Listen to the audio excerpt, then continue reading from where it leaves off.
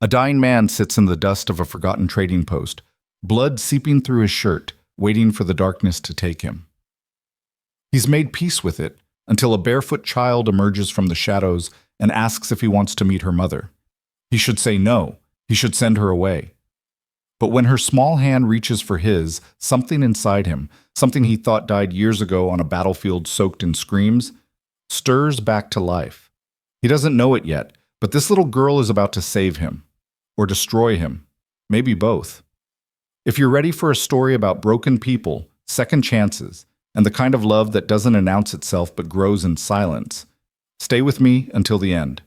Hit that like button and drop a comment telling me what city you're watching from. I want to see how far this story travels. The trading post smelled like tobacco, old leather, and the kind of failure that settles into wood over decades. Jonah Hale sat against the outer wall, his back pressed to sun-bleached planks, his right shoulder throbbing with an infection he could feel spreading through his veins like whiskey through water. The wound had started clean, a bullet grazed from a skirmish 3 weeks back that should have healed by now. But infection didn't care about should. It cared about dirt, neglect, and the fact that Jonah had been riding hard with no supplies and less hope. He'd stopped here because his horse had stopped first. The animal knew before Jonah did that they weren't going any further today. Maybe not ever. The sun was setting over the Colorado frontier, painting the sky in shades of burnt orange and deep purple. Beautiful in the way that endings often are. Jonah had seen enough sunsets to know that beauty didn't mean mercy. It just meant the day was done with you. He closed his eyes and let his head fall back against the wall. His rifle lay across his lap, though he doubted he had the strength to lift it if trouble came. His canteen was empty. His money was gone. His reasons for staying alive had run out somewhere around the Kansas border. He was 34 years old, and he was ready to stop. "You look tired, mister." The voice was small, clear, and entirely unexpected. Jonah's eyes snapped open. Standing about 6 feet away was a little girl, maybe 7 or 8 years old, barefoot and wearing a simple cotton dress that had been mended so many times it was hard to tell what color it had started as. Her hair was dark brown, tangled, and full of the kind of wild freedom that came from not having anyone tell her to brush it. Her face was dirty. Not neglected dirty, but outside all day dirty. The kind of dirt that meant she'd been climbing trees or digging in creek beds or doing whatever it was that children did when the world hadn't crushed them yet. She was staring at him with the kind of directness that children have before they learn to be polite. No fear, no hesitation, just curiosity. Jonah blinked at her, wondering if the fever had finally taken him and this was some kind of hallucination, but she didn't fade. She just stood there, waiting. His voice came out rough, barely more than a rasp. He cleared his throat and tried again. "I'm fine." "No, you're not." She tilted her head, studying him the way a bird might study a strange insect.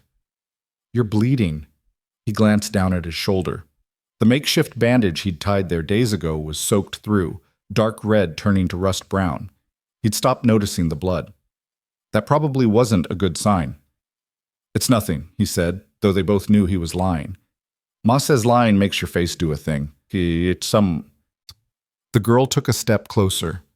"Your face is doing the thing. Despite everything, the pain, the exhaustion, the near certainty that he was dying." Jonah felt the corner of his mouth twitch, not quite a smile, but close enough that it surprised him. "Your ma sounds smart." "She is." The girl took another step. She was close enough now that Jonah could see her eyes were green, the color of new leaves in spring. "She's real good at fixing things, animals mostly, but people too sometimes." Jonah's hand tightened slightly on the rifle, not in threat but in instinct. "That's so." "Uh-huh." The girl crouched down in the dust, balancing easily on the balls of her feet. She was looking at him with an intensity that made him uncomfortable, like she could see straight through all the layers of dirt and blood and bad decisions to whatever was left underneath. "You got a name, mister?" "Jonah." He didn't know why he answered. He should have told her to go away, to get back to her mother, to leave strange bleeding men alone. But something about her made it impossible to lie. "Jonah Hale." "I'm Lark." She said it like it was a complete sentence, like her name was all the introduction she needed. You want to meet my ma? The question was so simple, so sincere, that for a moment Jonah couldn't process it. He stared at her, this barefoot child offering kindness to a stranger who probably looked like every mother's nightmare, armed, wounded, dangerous. I don't think that's a good idea, Lark. Why not?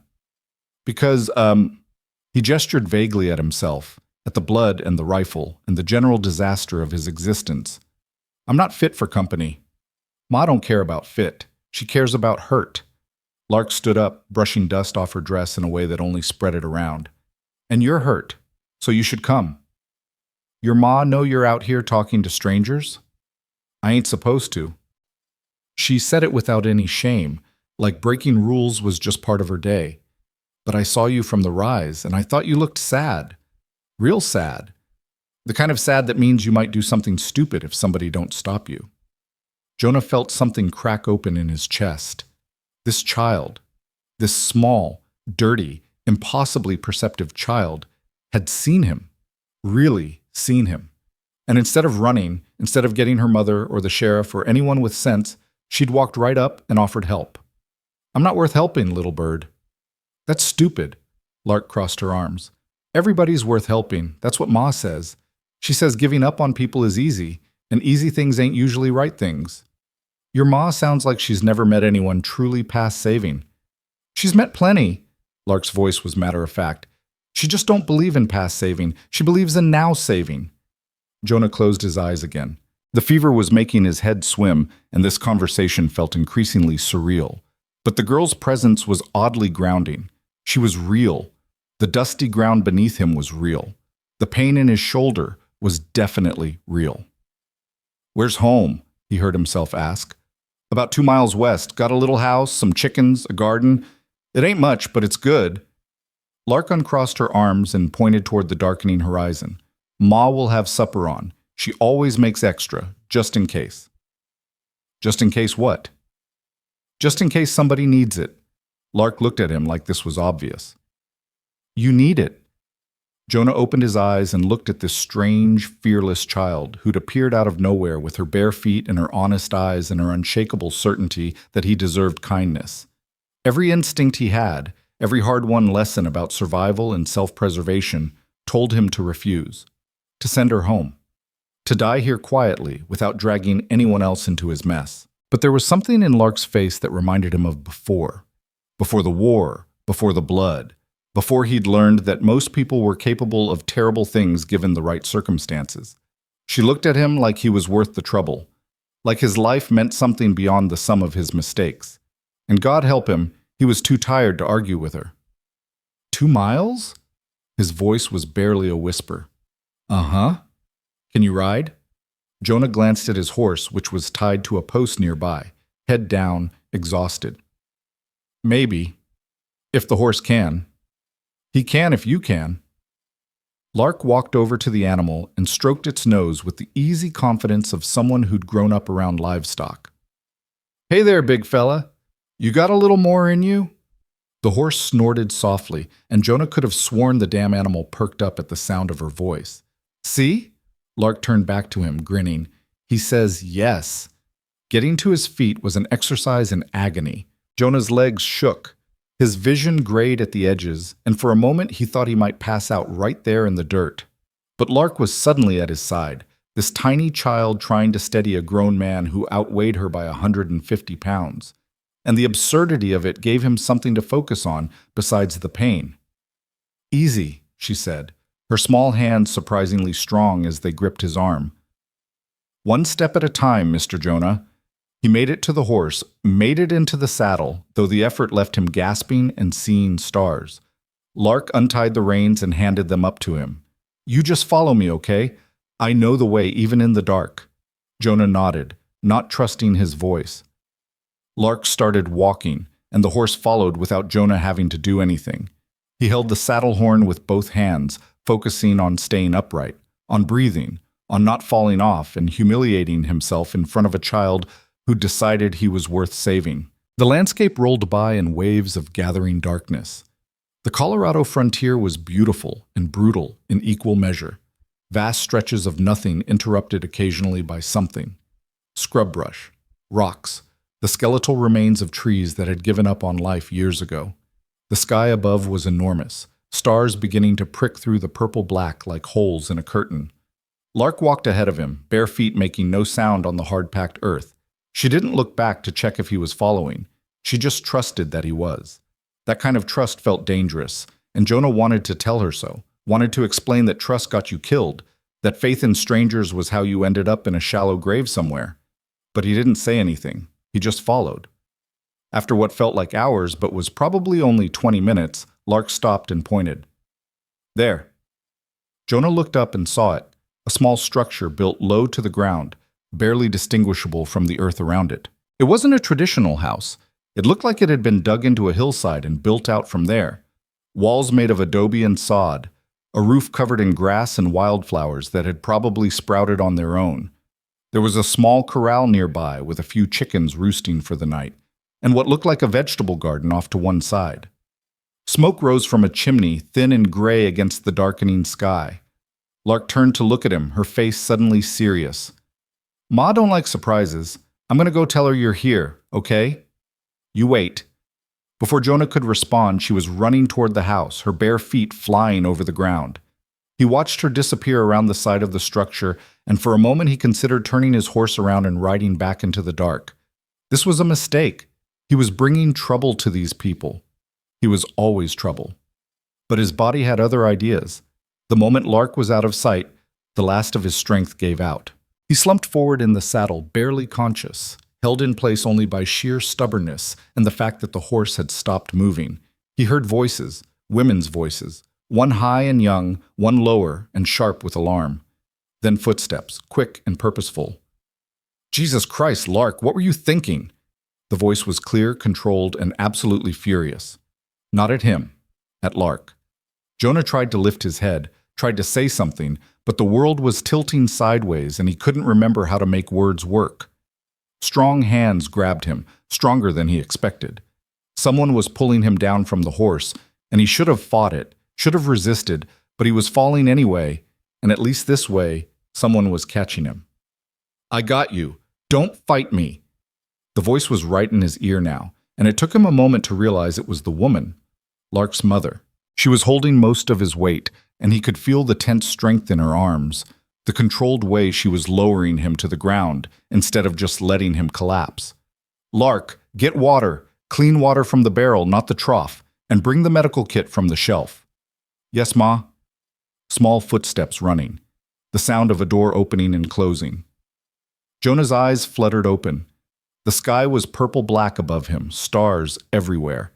And leaning over him was a woman's face, backlit by the last of the daylight, so he couldn't make out details.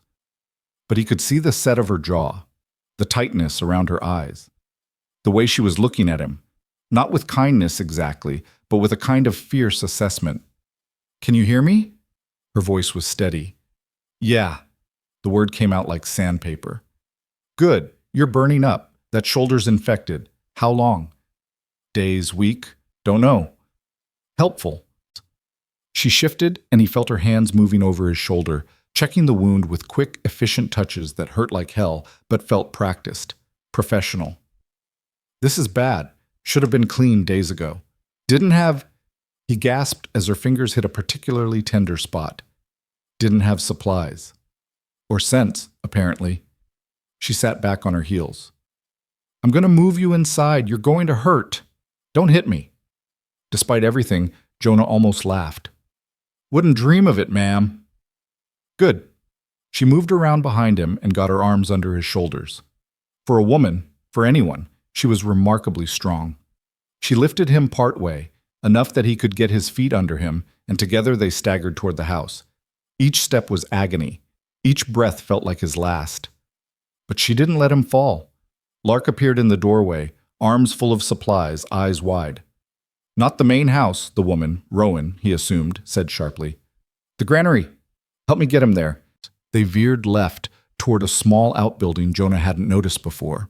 Lark ran ahead and pushed the door open. Inside was dim and cool, smelling of dry wheat and old wood. There was a pile of burlap sacks in one corner, and Rowan aimed for that, lowering Jonah down with surprising gentleness. "This'll do for now," she said, more to herself than to him. Jonah's vision was fading in and out.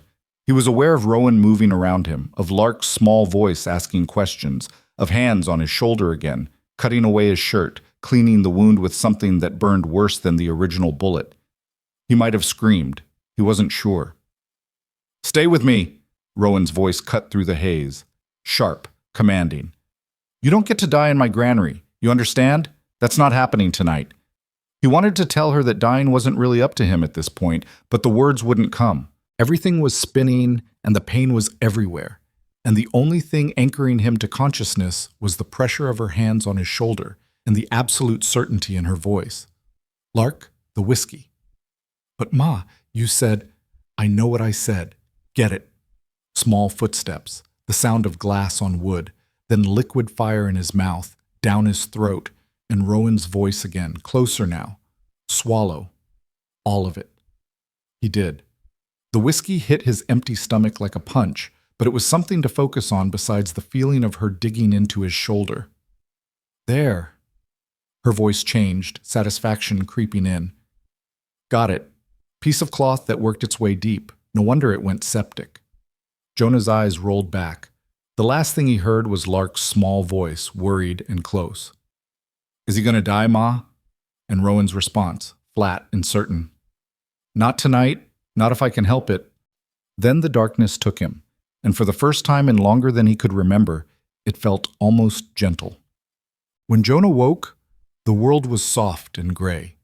Dawn light filtered through cracks in the granary walls, painting everything in shades of silver. His shoulder was bandaged, properly bandaged, with clean cloth that smelled faintly of herbs. His fever had broken.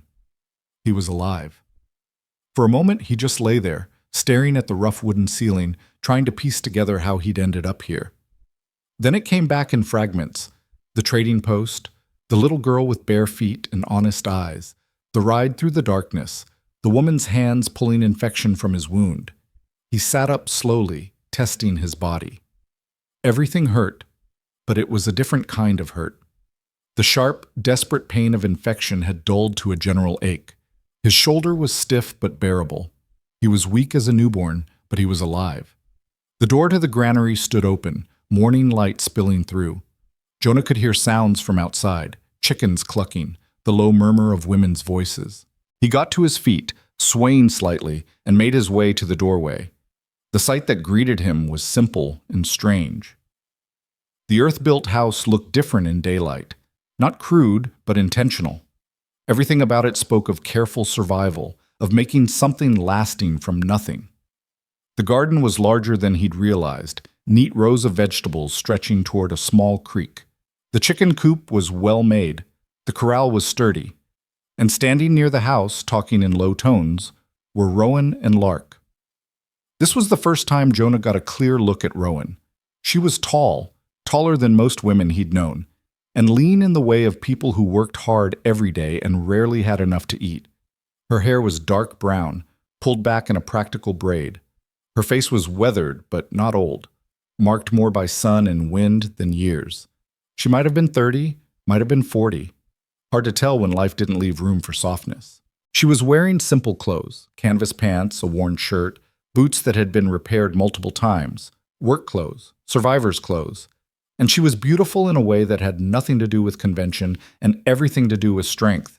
Lark spotted him first. "Ma, he's up!" Rowan's head turned sharply. Her eyes, light brown, almost gold in the morning sun, locked onto Jonah with an intensity that made him want to step back into the granary.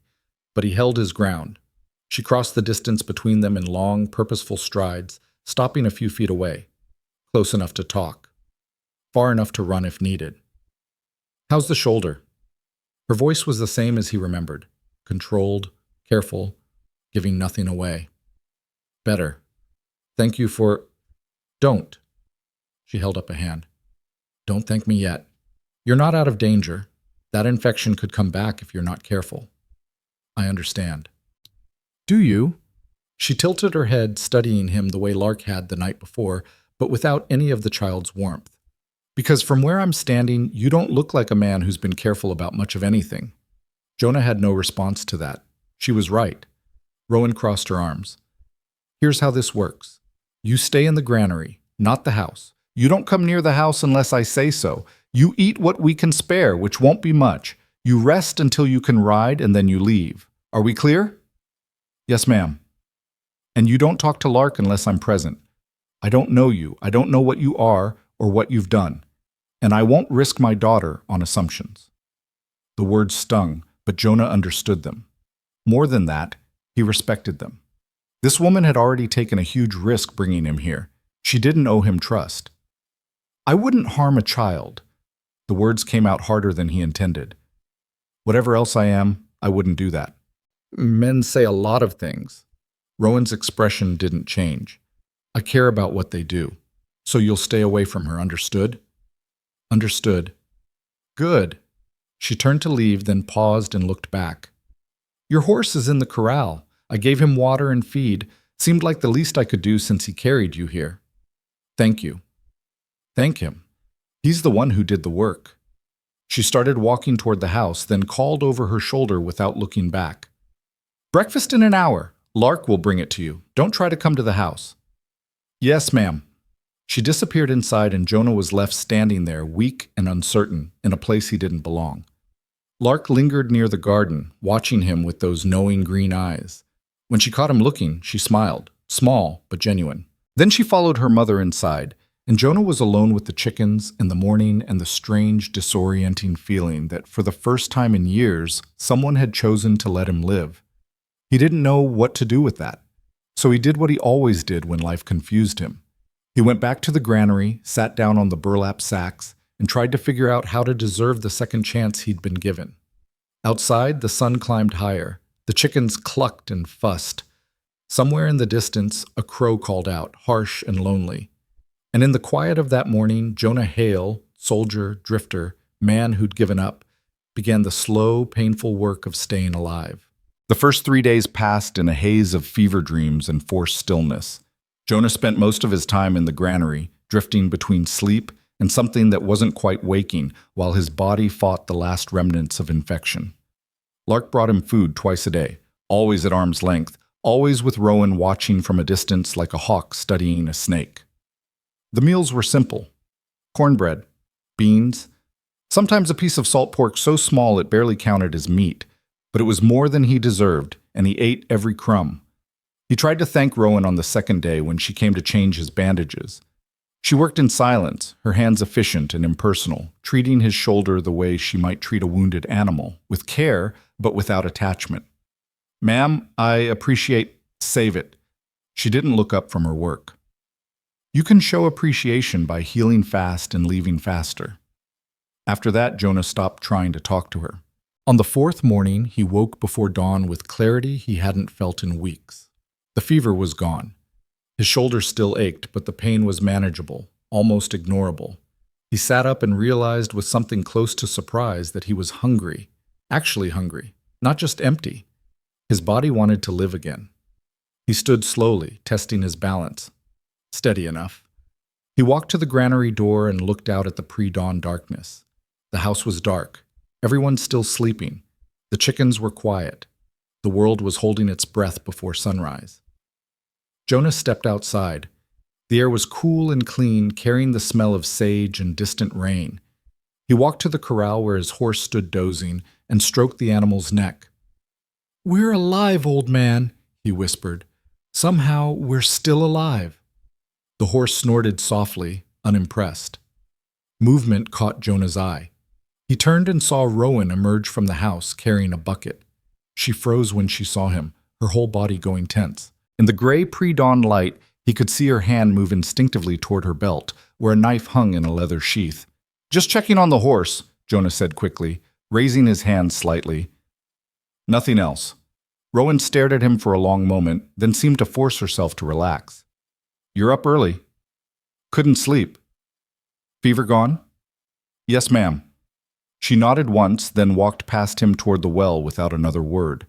Jonah watched her lower the bucket, heard the distant splash, saw her pull it back up with the kind of practiced strength that came from doing this every single day for years. She filled her bucket and started back toward the house, then paused. "Your shoulder needs checking. Come to the house after breakfast." It wasn't an invitation. It was an order. But it was the first time she'd allowed him near the main building, and that felt significant. "Yes, ma'am." She disappeared inside, and Jonah was left standing in the growing light, wondering what had changed. Breakfast came an hour later, brought by Lark. But this time, Rowan followed a few steps behind, watching. Lark handed him a plate, more food than usual, he noticed, and stepped back. "Ma says you can eat at the table if you want," Lark announced, her eyes bright with excitement. "Real table, not just sitting in the granary like a—" "Lark," Rowan's voice was sharp. "Like a guest," Lark finished quickly. "That's what I was going to say." Jonah looked at Rowan, surprised. She wouldn't meet his eyes, but her jaw was set in a way that told him this decision had cost her something. "I don't want to intrude," he said carefully. "You already are intruding." Rowan's tone was flat. "Might as well do it where I can see you." It wasn't gracious, but Jonah had learned not to expect gracious from her. He followed them to the house, Lark skipping ahead, Rowan walking with the measured pace of someone approaching something dangerous. Inside, the house was smaller than it looked from outside, but surprisingly warm. One main room served as kitchen, dining area, and living space. There was a fireplace built into the far wall, a rough wooden table with 2 chairs, shelves lined with jars of preserved food and dried herbs. A doorway led to what Jonah assumed was a bedroom. Everything was clean, ordered, maintained with the kind of care that spoke of pride even in poverty. "Sit." Rowan pointed to one of the chairs. Jonah sat. Lark climbed into the other chair, swinging her legs under the table. Rowan remained standing, leaning against the counter with her arms crossed, watching him eat like he might suddenly sprout claws. The food was better than what she'd been sending to the granary: eggs, actual bacon, bread that was still warm. Jonah ate slowly, aware of her scrutiny, trying not to look like a starving animal, even though that's exactly what he felt like. "Where you from?" Lark asked suddenly. "Lark?" "It's all right." Jonah swallowed his mouthful of eggs. "Kentucky, originally, long time ago." "What brings you to Colorado?" "Lark, that's enough." "I'm just asking, Ma. You said we could talk to him if you were here." Rowan's jaw tightened, but she didn't contradict this. Jonah got the sense that Lark had worn her down through sheer persistence, the way water wears down stone. "I was looking for work," Jonah said, which was partially true. "Headed west like everyone else, I suppose." "You find any?" Lark tilted her head. "Not yet." "That's 'cause you got shot," Lark said matter-of-factly. "Hard to work when you're bleeding everywhere." "Lark!" Rowan pushed off the counter. "Outside, now. Go check the chickens." "I already checked them." "Check them again." Lark sighed dramatically, but slid off her chair.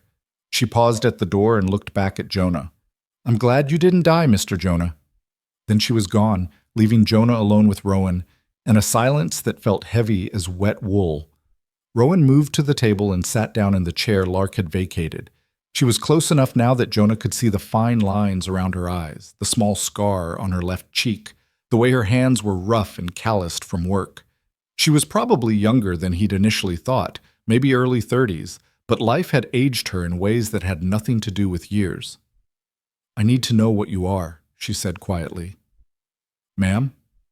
Are you running from the law? From debt? From violence?" Her eyes were steady on his. "Because if trouble is coming behind you, I need to know now. I've got a child to protect." Jonah set down his fork. "No law, no debt collectors, no one's looking for me." "Then why were you bleeding at a trading post in the middle of nowhere?" He considered lying, considered telling her some story about bandits or accidents or bad luck, but something in her face told him she'd know. And after what she'd done for him, she deserved better than lies. "I was in a skirmish. Settlers and cattlemen fighting over water rights about 30 miles east of here. I tried to mediate, and someone decided shooting was easier than talking." "You're a mediator?" She sounded skeptical. "Not professionally, but I've seen enough violence to know it doesn't solve much. Sometimes I try to stop it before it starts." He met her eyes. Sometimes that works. Sometimes it doesn't. Rowan studied him for a long moment. You carrying anything besides that rifle? A pistol. Knife. That's all. Army? The question hit him like a physical blow. He must have flinched because Rowan's expression sharpened. That's a yes, she said. Long time ago. Different life. Army don't leave you. Her voice had gone cold. It's in how you stand, how you move, how you watch doorways. She leaned back in her chair. What were you? Cavalry? Infantry? Does it matter? It does to me. Jonah took a breath. Cavalry? 8th Regiment. I was discharged in 72. Discharged or deserted? Discharged. Honorably, if that means anything. It doesn't. Rowan stood abruptly. My husband died in an army camp. Did you know that? Jonah's stomach dropped. No, ma'am, I didn't. Fort Robinson, 1876. Her voice was hard as stone. Cheyenne breakout. They said it was a battle, but it wasn't. It was slaughter. Women, children, people who'd already surrendered. And my husband... She stopped, swallowed hard. He was trying to help them, trying to get them medical care. They shot him along with everyone else. The silence that followed was crushing. Jonah wanted to say something, anything, but what words existed for this? He'd heard stories about Fort Robinson. Everyone had. The kind of stories that made you ashamed to have ever worn a uniform. I'm sorry, he said finally, knowing it was inadequate. Sorry doesn't bring him back. Rowan's hands were clenched into fists at her sides. Sorry doesn't explain why good men die trying to do right while cowards live to do it again. You're right. It doesn't. So you understand why having an army man in my home makes me want to burn everything down and start over somewhere he's never been. Jonah stood slowly, carefully. I understand. And I'll leave. Today, if you want. I'm strong enough to ride. Sit down. He blinked. Ma'am? I said sit down. Rowan pressed her palms flat on the table, leaning forward. You think I spent 4 days keeping you alive just to send you off to die somewhere else? You think that's what my daughter would want after she dragged you here? I don't want to cause you pain. Too late. You're already here. Pain's already happening. She straightened up. But Lark's attached to you now. Talks about you like you're some kind of wounded bird she's nursing back to health. And I won't break her heart by throwing you out before you're ready. I don't deserve... Stop. Rowan held up a hand. I don't care what you deserve. None of us get what we deserve. We get what we get, and we deal with it.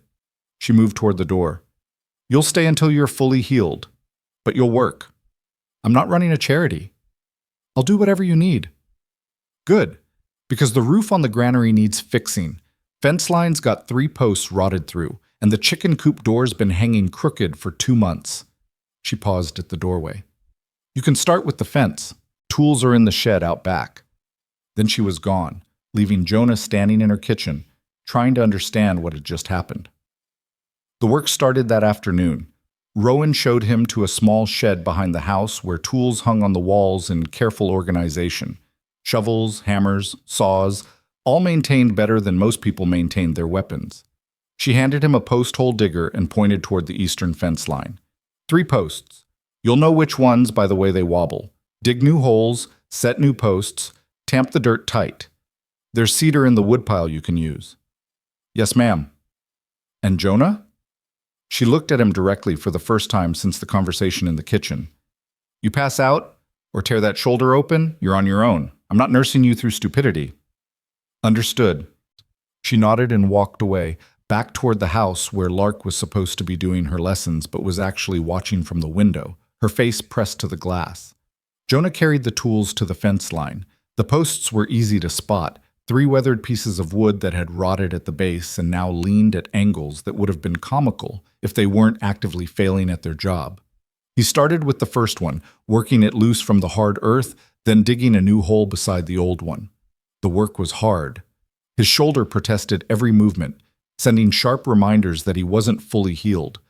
But there was something almost meditative about it, the rhythm of digging, the simple goal, the tangible progress. This was work he understood, work that didn't require him to make impossible choices, or live with the consequences of violence. He was halfway through the second post when Lark appeared beside him, seemingly out of nowhere. "Ma says I can bring you water if I don't talk too much." Jonah straightened, wiping sweat from his forehead. "Thank you kindly." She handed him a canteen and he drank deeply. The water was cold and clean, probably from the well. It tasted better than anything he'd had in months. "You're doing it right," Lark observed, watching him work. "Doing what right?" "The posts. Pa used to dig them the same way. Deep enough they won't wobble, but not so deep you waste daylight." Jonah felt something tighten in his chest. "Your pa taught you about fence posts?" "Taught me about everything." Lark sat down in the dirt, apparently settling in despite her mother's instructions about not talking too much. How to plant seeds in rows. How to tell when chickens are sick. How to read the sky for rain. She squinted up at the clouds. He was real smart about things. Sounds like he was. Ma says he was too good for the world. That's why the world took him back. Lark pulled up a handful of dry grass and let it fall through her fingers. "I don't remember him much. Just pieces." His voice was deep. He smelled like wood smoke. He used to let me ride on his shoulders. Jonah drove the post hole digger into the earth, not knowing what to say. "Do you got any kids, Mr. Jonah?" "No." "Were you married?" "Once, long time ago." "What happened?" "She decided she didn't want to be married to me anymore." He said it lightly, like it was a simple fact rather than something that had torn him apart. "Can't say I blamed her." "Why not?" "Because I wasn't a very good husband. I was gone too much. Saw too much. Came back different than when I left." Lark considered this. "The army." "Yeah, the army. Ma don't like the army." "I noticed." "But she don't seem to hate you." Lark tilted her head. "Not like she hates other army men who come through sometimes. Those ones she won't even give water to, tells them to move along before she gets the rifle." So Jonah stopped digging. "Other army men come through here?" "Sometimes. Looking for deserters or trying to buy supplies or just passing through. Ma always sends them away." Lark stood up, brushing dirt off her dress. "But she let you stay, even after she found out. I heard you talking this morning. Your ma's got a kind heart under all that armor." "She's got a scared heart," Lark corrected. "That's different from kind. Kind is easy when you're not scared. She's kind anyway, which is harder." The wisdom in that statement, coming from a 7-year-old, stopped Jonah cold.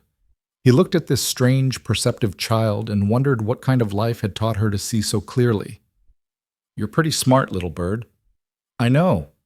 She said it without arrogance, just fact. "Ma says I got Pa's brains and her stubbornness, says it's going to make my life hard." "Probably will. But interesting, too. Hard things usually are." Lark started walking back toward the house. "I gotta go. Ma will wonder, but I'll bring you more water later." She left him there in the afternoon sun, digging holes and thinking about scared hearts and the difference between kindness and survival. The work continued through the week: fence posts, roof repairs, the chicken coop door that Rowan had mentioned, which turned out to be more complicated than it sounded because the whole frame was slightly twisted. Jonah fixed what he could, rebuilt what he couldn't, and slowly the place began to show signs of improvement. Rowan watched him work, always from a distance, always with that same careful assessment. She never praised his efforts, but she also never criticized them. Once, when he'd finished replacing a section of the granary roof, he looked down and caught her nodding to herself, a small expression of satisfaction that disappeared the moment she realized he'd seen it. The meals moved from the granary to the house. Not every meal. Rowan wasn't ready for that much trust, but breakfast and dinner. Lunch he took by himself, working through the midday heat with the kind of determination that came from wanting to prove something. What exactly, he wasn't sure. Maybe that he could be useful. Maybe that he wasn't what she feared. Lark became his constant shadow when Rowan allowed it. She'd sit nearby while he worked, talking about everything and nothing. The names she'd given all the chickens, the time she saw a bear down by the creek, the constellations her father had taught her. Sometimes she'd help, handing him tools or holding boards steady. Sometimes she'd just watch, content in the silence. Rowan's wariness didn't disappear, but it shifted. She stopped watching him like he might suddenly turn violent, started watching him like she was trying to solve a puzzle. Once, about 2 weeks into his stay, she actually spoke to him first. "You know carpentry." It wasn't a question. Jonah was working on reinforcing the corral fence. He didn't stop, didn't look up. Learned it from my father. He was a builder. Good builder? The best I knew. You could have done that instead of the army. Could have done a lot of things instead of the army. He drove a nail home with more force than necessary. Youth makes you stupid. You think adventure and honor mean something. And now? Now I know better. Rowan was quiet for a moment. The fence looks good. Sturdy. It was the closest thing to a compliment she'd given him. Jonah felt it settle in his chest like warmth. "Thank you, ma'am." She walked away without responding, but something had shifted.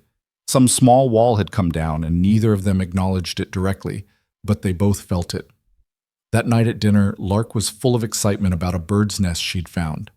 "Eggs, Ma, 3 of them, all blue and perfect. I didn't touch them, I just looked." "Good girl. Mama bird will come back if you don't disturb her. Can we check on them tomorrow? See if they hatched?" "We'll see." Jonah ate his stew quietly, listening to them talk. There was an ease between mother and daughter that spoke of deep love and deeper trust. They had their own language, their own rhythms. He was an outsider here, and he'd never be anything else. But watching them, he felt something he hadn't felt in years. Not belonging. He'd never belong anywhere again. But proximity to belonging, the warmth of being near something good and real, even if it wasn't his. After dinner, Rowan sent Lark to bed and started cleaning the dishes. Jonah stood to help, but she waved him off. "You worked all day. Sit." He sat, watched her move around the small kitchen with practiced efficiency. After a while, she spoke without turning around. "You planning to stay much longer?" The question hit him harder than it should have. "I can leave whenever you want me to." "That's not what I asked." Jonah chose his words carefully. "I'm healed enough to travel, and I've imposed on your hospitality long enough." Rowan turned, drying her hands on a cloth. "You've earned your keep, more than earned it. The place looks better than it has in years." "Just trying to pay my debt." "You don't owe me anything. I made a choice to help you. That was mine, not yours." She leaned against the counter. "But Lark's gotten attached, and I need to know if you're the kind of man who'll disappear one morning without a word, or if you'll have the decency to say goodbye." "I would never do that to her." "You say that now." "I mean it." Jonah met her eyes. "Whatever you think of me, I wouldn't hurt that child. Not by leaving silent, not any way." Rowan studied him for a long moment. "My husband used to say you could tell a man's character by what he did when no one was watching." "I've been watching you, Jonah. When you thought I wasn't looking. When you thought it didn't matter. And I've seen you fix things that didn't benefit you. Gentle with the animals. Patient with Lark even when she's being tiresome. She's never tiresome." Spoken like someone who doesn't live with her constant questions. But there was warmth in Rowan's voice now. "Point is, I've been waiting for you to show me who you really are. Waiting for the mask to slip." "And?" "And either you're the best liar I've ever met, or you're actually decent under all that sadness you carry around." Jonah didn't know what to say to that. No one had called him decent in years. He wasn't sure he believed it himself. "I've done things I'm not proud of," he said finally. "Things that keep me awake at night. Being here, working with my hands, helping in small ways. It doesn't erase any of that. I'm not asking for erasure. I'm asking for honesty." Rowan crossed her arms. "Are you dangerous?" "Yes." She blinked, clearly not expecting that answer. "I know how to hurt people," Jonah continued. "How to kill them efficiently. I spent years learning that trade, and there's a part of me that will always know how." He looked down at his hands, scarred, calloused, capable of violence. "But I choose not to. Every day I choose not to. That's the best I can offer." Rowan was quiet for so long that Jonah thought he'd lost whatever fragile trust they'd been building. Then she nodded slowly. "All right." "All right?" "All right, you can stay, if you want to. Not in the granary. That's ridiculous at this point. There's a small room off the side of the house. Used to be storage. You can clean it out, make it livable." She held up a hand before he could respond. "You'll keep working, keep earning your place. And if I ever feel like you're a threat to my daughter, you're gone. Understood?" Understood. Good. She turned back to the dishes. Now get out of my kitchen. I've got work to do. Jonah stood, his heart doing something strange in his chest. Rowan? She paused but didn't turn around. Thank you for taking a chance on me. Don't thank me yet, she said quietly. Winter's coming. We'll see if you still want to be here when the snow's 10 feet deep and there's nothing to do but survive. He left her there in the kitchen, golden lamplight surrounding her like armor, and walked out into the cool night. The stars were brilliant overhead, sharp and clear in the thin mountain air. Somewhere in the distance, a coyote called out, lonely and wild. Jonah looked back at the house, at the warm light spilling from the windows, at the smoke rising from the chimney, at this small pocket of survival carved out of nothing. For the first time in longer than he could remember, he thought about the future not as something to endure, but as something that might actually arrive. And in the morning, he'd start clearing out that storage room and building himself a place to stay. Not forever. He didn't dare think about forever. But for now, for winter, for as long as they'd let him remain. That was enough. If you or someone you know is having a difficult time, free support is available. Find resources. The storage room took 3 days to convert into living space. Jonah cleared out years of accumulated tools, broken equipment, and things Rowan had saved thinking she might need them someday. He patched holes in the walls, replaced a cracked window pane, built a simple bed frame from scrap lumber. It wasn't much, barely 8 feet by 10, but it had a door that closed and a window that faced east toward the sunrise. It was more than he'd had in years. Lark helped him hang an old blanket as a curtain, standing on a chair and holding the fabric while he hammered nails into the wall frame. There, she said, stepping back to admire their work. Now it's a real room. You're not a guest anymore, Mr. Jonah. You're staying. For the winter, he corrected gently. We'll see what happens after that. Ma says people who say we'll see usually mean yes, but don't want to admit it yet. Jonah smiled despite himself. Your ma's pretty wise. I know. Lark jumped down from the chair. She's scared, though. Of you staying, of you leaving, of everything, really. That's natural. She's protecting you. She's protecting herself, too. Lark looked at him with those 2 old eyes. People hurt her real bad when Pa died. Not just the ones who killed him. The ones after. The ones who said she couldn't keep this place alone. Who tried to take it from her. Who said a woman with a child had no business out here. Jonah felt anger kindle in his chest. What happened? She fought. Showed them all her papers, the deed, everything Pa made sure was in her name too. Threatened to shoot anyone who tried to force her off. Lark's voice was matter-of-fact, but her hands twisted together nervously. Some men don't like it when women fight back. They tried to make her life hard, refused to trade with her, spread stories. One even tried to burn the chicken coop. Did she shoot him? Shot near him. Close enough he understood. Lark smiled a little. After that, most folks left her alone. Figured she was crazy enough to be dangerous. She's not crazy. No, she's just done losing things she loves. The weight of that statement settled over Jonah like snow. He understood it completely. That's what happened when life took everything. You stopped letting anything get close enough to take. October bled into November, and the work continued. Jonah repaired everything that needed fixing and invented projects for things that didn't. He built a better door for the root cellar, reinforced the well cover, constructed a windbreak on the north side of the house to help with the coming winter storms. Rowan stopped questioning his presence and started planning around it, mentioning things that needed doing as if assuming he'd be there to do them. The meals became communal without discussion. Breakfast, lunch, and dinner at the table, the 3 of them falling into a rhythm that felt almost like family. Almost, but not quite. There was still careful distance in how Rowan spoke to him, still walls she wouldn't let down. But there were moments, small cracks in her armor that let light through, like the evening she laughed at something Lark said, a real laugh that transformed her whole face and caught Jonah staring. Their eyes met across the table, and for just a second something passed between them. Recognition, maybe, or possibility. Then she looked away, the walls slamming back into place. Or the morning he found her struggling to move a heavy storage barrel, and he helped without asking permission. She didn't thank him, but later he found an extra piece of bacon on his dinner plate. Or the night Lark had a fever and Rowan sat up with her until dawn, And Jonah sat up too, keeping the fire going and making tea and being present in a way that said you don't have to carry everything alone. These moments accumulated like snow on a roof, each one adding weight to something neither of them wanted to name. The confrontation came on a cold November evening when the sky was heavy with the promise of the season's first real snow. They'd just finished dinner and Lark was already asleep, exhausted from a day of chasing chickens and building elaborate stick forts near the creek. Jonah was helping Rowan clean up when she suddenly stopped, her hands gripping the edge of the wash basin.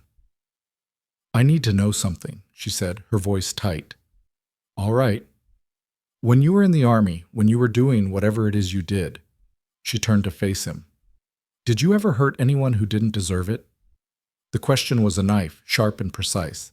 Jonah felt it slide between his ribs and lodge somewhere near his heart. "Yes," he said quietly. Rowan's face went pale. "Did you kill them?" "Some of them, not all, but yes." "Women? Children?" "No, never that. I swear to you, never that." Jonah's hands were shaking. "But I stood by while others did. I took orders I knew were wrong. I participated in actions that destroyed families, burned homes, scattered people who'd done nothing except exist in the wrong place at the wrong time." "Which people?" Her voice was barely a whisper now. Jonah closed his eyes. "Cheyenne, Arapaho, Lakota. Settlers who'd sided with them. Anyone the army decided was inconvenient." "You were at Sand Creek." It wasn't a question. Jonah's eyes snapped open. "No, I was never at Sand Creek. That was 64 before my time.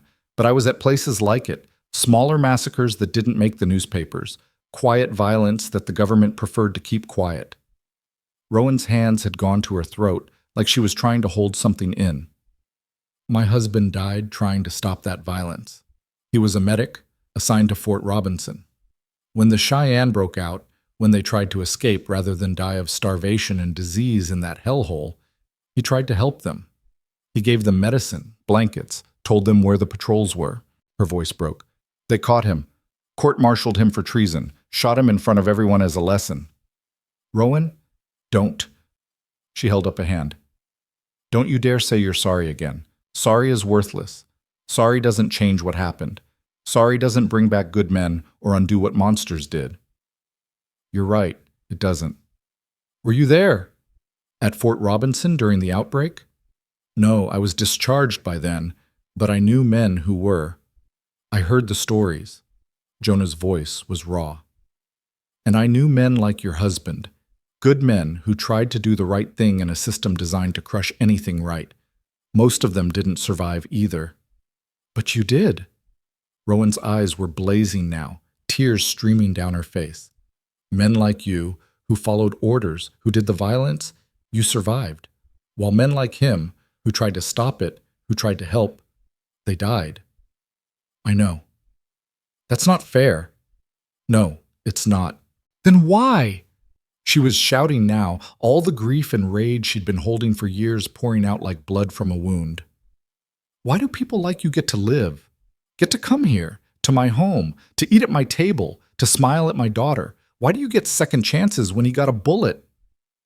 Jonah had no answer. There was no answer. The universe didn't deal in fair.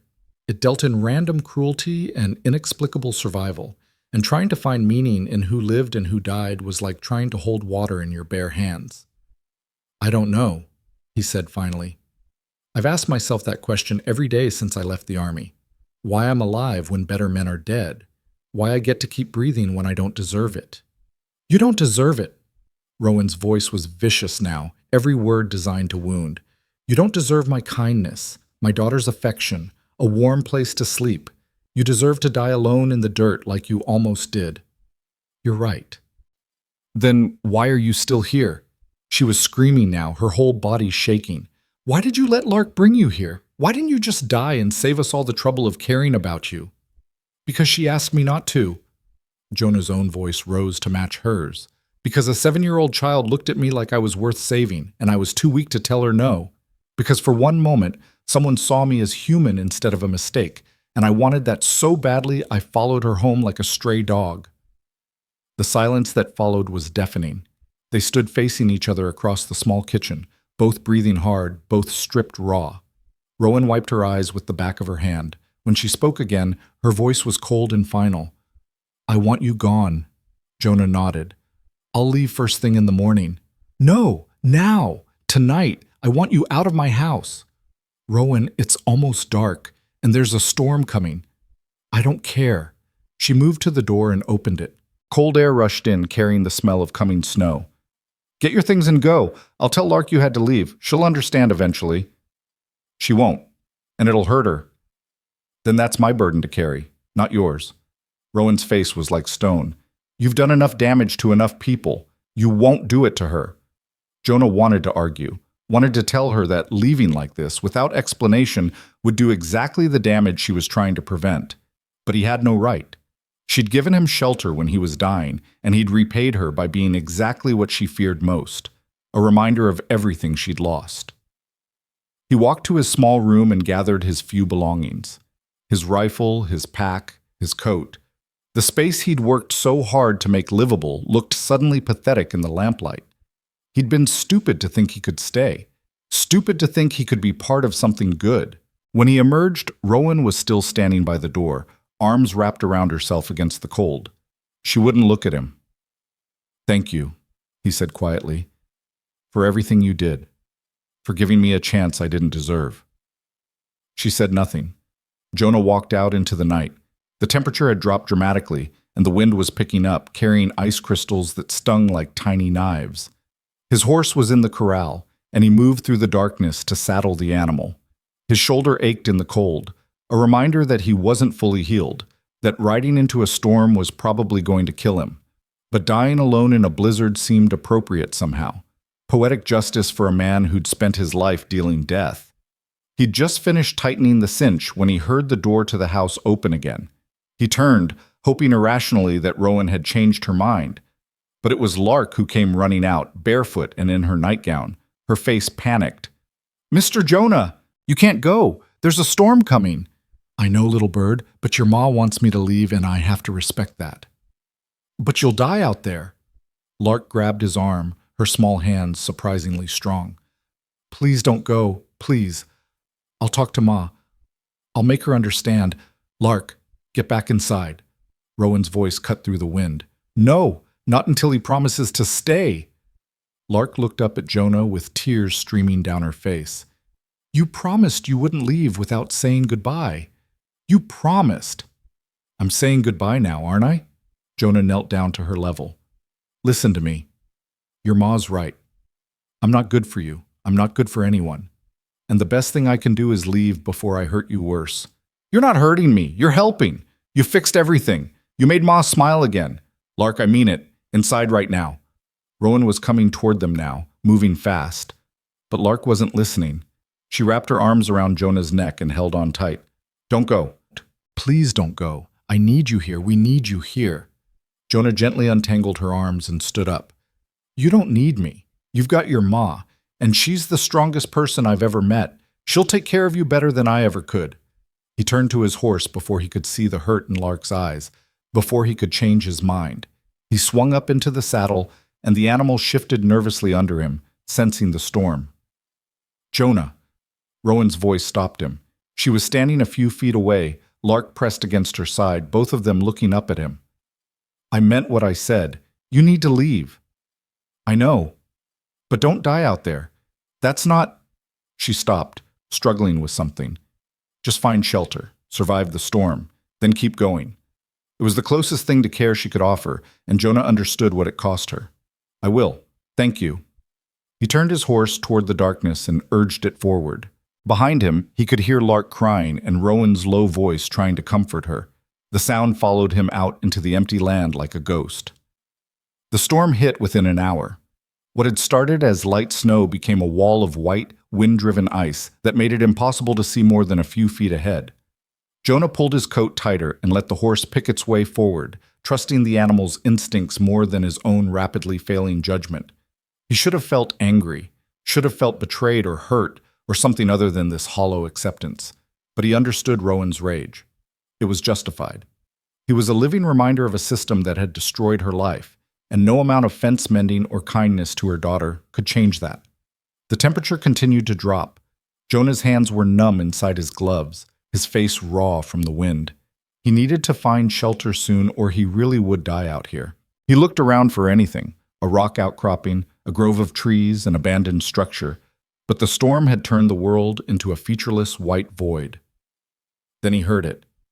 Faint, almost lost in the wind, but unmistakable. A child's voice calling for help. Jonah pulled hard on the reins, bringing his horse to a stop. He listened, straining against the roar of the storm. There it was again. "Help! Somebody help me!" It was Lark. Terror shot through Jonah's veins like lightning. He wheeled his horse around, following the sound, pushing the animal faster than was safe in these conditions. What was she doing out here? Had she followed him? Had she gotten lost? "Lark, where are you?" "Here, I'm here." Her voice was close, somewhere to his left. Jonah dismounted and stumbled through knee-deep snow, following the sound. His boot hit something soft, and he looked down to see a small form huddled against a boulder, barely visible beneath the accumulating snow. "Lark!" He dropped to his knees beside her. She was shaking violently, her nightgown soaked through, her lips blue. "What are you doing out here?" "I followed you," she stammered through chattering teeth. "Wanted to make you come back. Got lost." Jonah felt rage and fear war inside him. She could have died. She was dying right now if he didn't get her warm. He stripped off his heavy coat and wrapped it around her tiny body, then scooped her up in his arms. She was so light it terrified him, and so cold she felt like stone.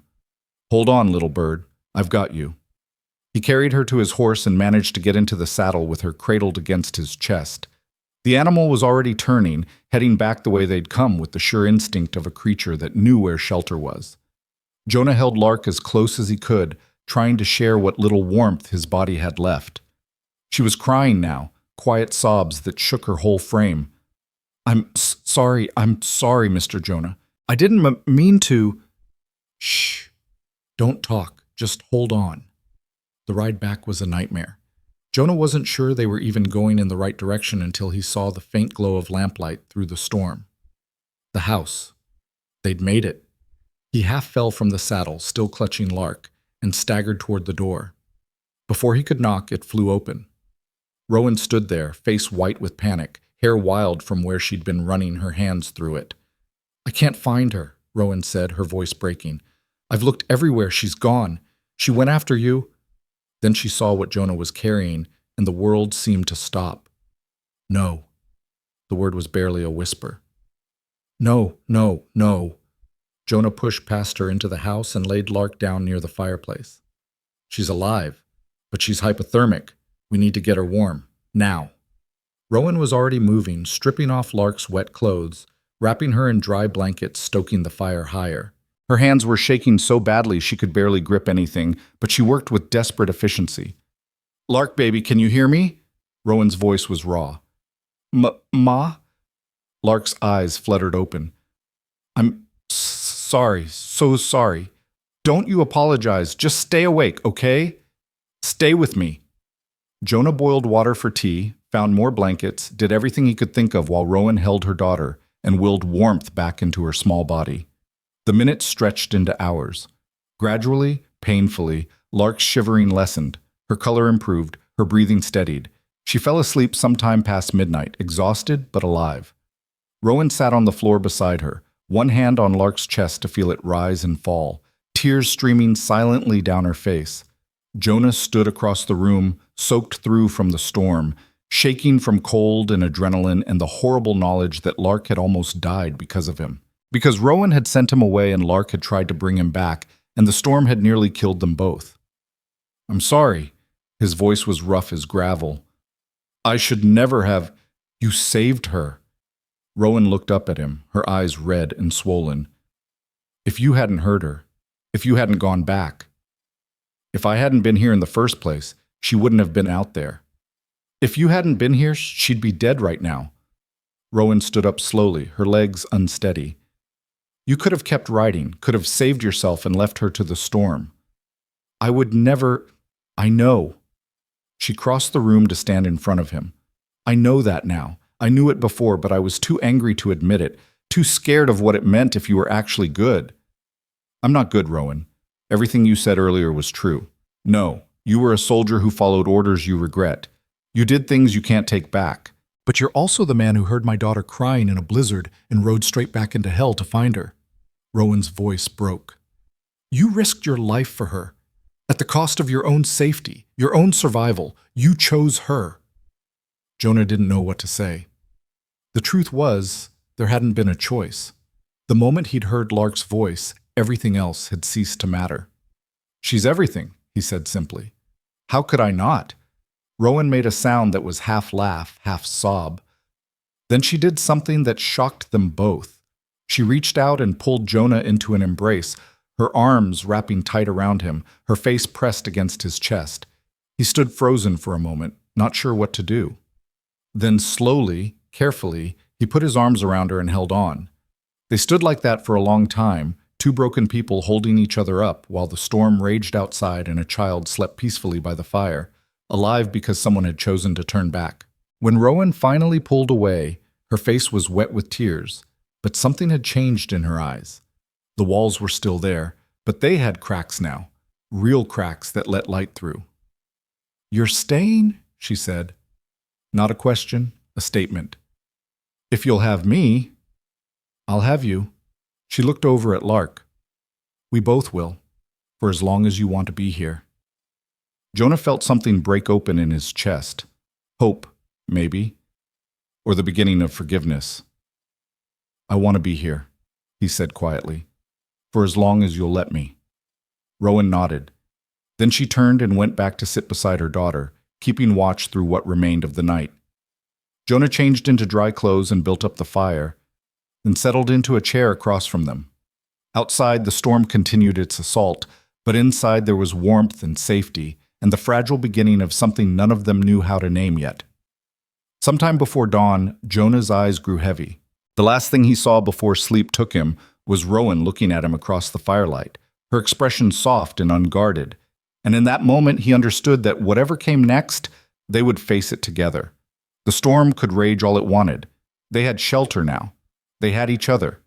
And sometimes, that was enough. The fever came back 3 days after the storm.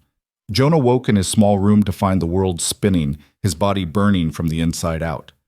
The ride through the blizzard, the hours spent soaked and frozen, the desperate search for Lark, it had all taken a toll his weakened body couldn't bear.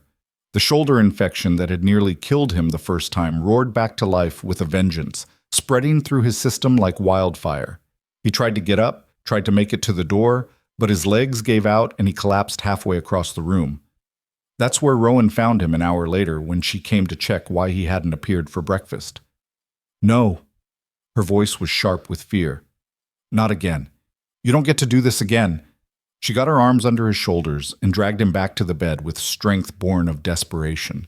Her hands moved to his forehead, and he heard her curse softly at the heat radiating from his skin. Lark, she called out, bring the medical kit. And fresh water. Hurry! Jonah tried to speak, tried to tell her he was fine, but the words came out as nonsense. The room was tilting sideways, and Rowan's face kept blurring in and out of focus. Stay with me, she commanded, her hands already working to cut away his shirt. You hear me, Jonah Hale? You saved my daughter. You don't get to die 3 days later. That's not how this works. He wanted to tell her that death didn't care about fairness or timing, but the darkness was pulling at him, and it was easier to let go than to fight. Rowan's palm cracked across his cheek, sharp enough to bring him back. No. Eyes open. Stay here. Lark appeared in the doorway, her own face still pale from her ordeal, arms full of supplies. She took one look at Jonah, and her eyes went wide. Ma, is he... He's going to be fine. Rowan's voice was steel. But I need your help. Can you be brave for me? Lark nodded, her jaw set in a way that made her look years older. What followed was a blur of pain and fever dreams. Jonah was dimly aware of Rowan cleaning the wound again, draining infection, packing it with herbs that burned like acid. He heard himself scream and felt strong hands holding him down. Heard Lark's small voice reading aloud from somewhere nearby, trying to distract him or herself, or maybe both of them. Time lost meaning. Sometimes it was day, sunlight streaming through the window. Sometimes night, lamplight casting shadows on the walls. Sometimes Rowan was there, changing bandages, forcing water and medicine down his throat. Sometimes it was Lark, her small hand in his, talking about chickens and birds and anything except the fact that he was dying. Once, deep in the fever, he thought he saw his ex-wife standing in the corner, shaking her head sadly. Another time, his father appeared, disappointed as always. And once, just once, he saw the faces of people he'd harmed in the war, men and women whose names he'd never known, whose lives he'd helped destroy. They stood in a silent circle around his bed, not accusing, just watching, waiting to see if he'd join them. But every time the darkness tried to claim him, Rowan's voice cut through like a blade. No, not yet. Stay! And somehow, impossibly, he did. On the fourth day, the fever broke. Jonah opened his eyes to find weak winter sunlight filtering through the window. His body felt like it had been trampled by horses, but his mind was clear. The room was real. The pain was manageable. He was alive. Rowan sat in a chair beside the bed, her head tilted back against the wall, eyes closed. She looked exhausted, dark circles under her eyes, hair coming loose from its braid, clothes rumpled from days of constant care. But she was there. She'd stayed. "Rowan," he whispered, his voice barely audible. Her eyes snapped open immediately, and she leaned forward. "You're awake. Truly awake?" "Yeah." He tried to sit up and immediately thought better of it. "How long?" 4 days. 4 days of fever and infection, and you trying your damnedest to die on me." She stood and poured water from a pitcher, then helped him drink. Her hands were gentle, but her voice was rough. "Do you have any idea how stubborn you are? How many times I thought we'd lost you?" "I'm sorry."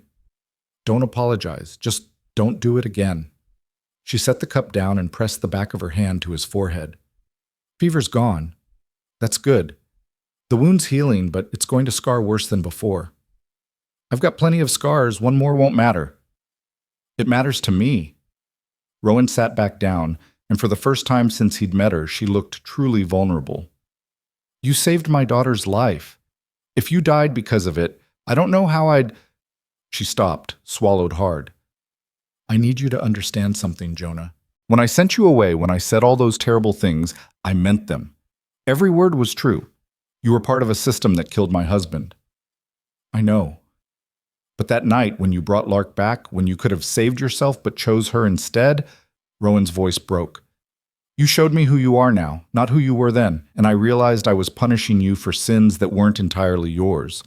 I was angry at the whole damned world, and you were convenient. You had every right to be angry. Maybe. But I didn't have the right to send you to your death." She looked at him directly, her eyes bright with unshed tears. "These past 4 days, watching you fight to stay alive, I kept thinking about what you said, about choosing not to be violent every day, about trying to be better than what the war made you. I'm trying, that's all I can do." "It's enough." Rowan reached out and took his hand, her calloused palm warm against his. "More than enough. You're a good man, Jonah.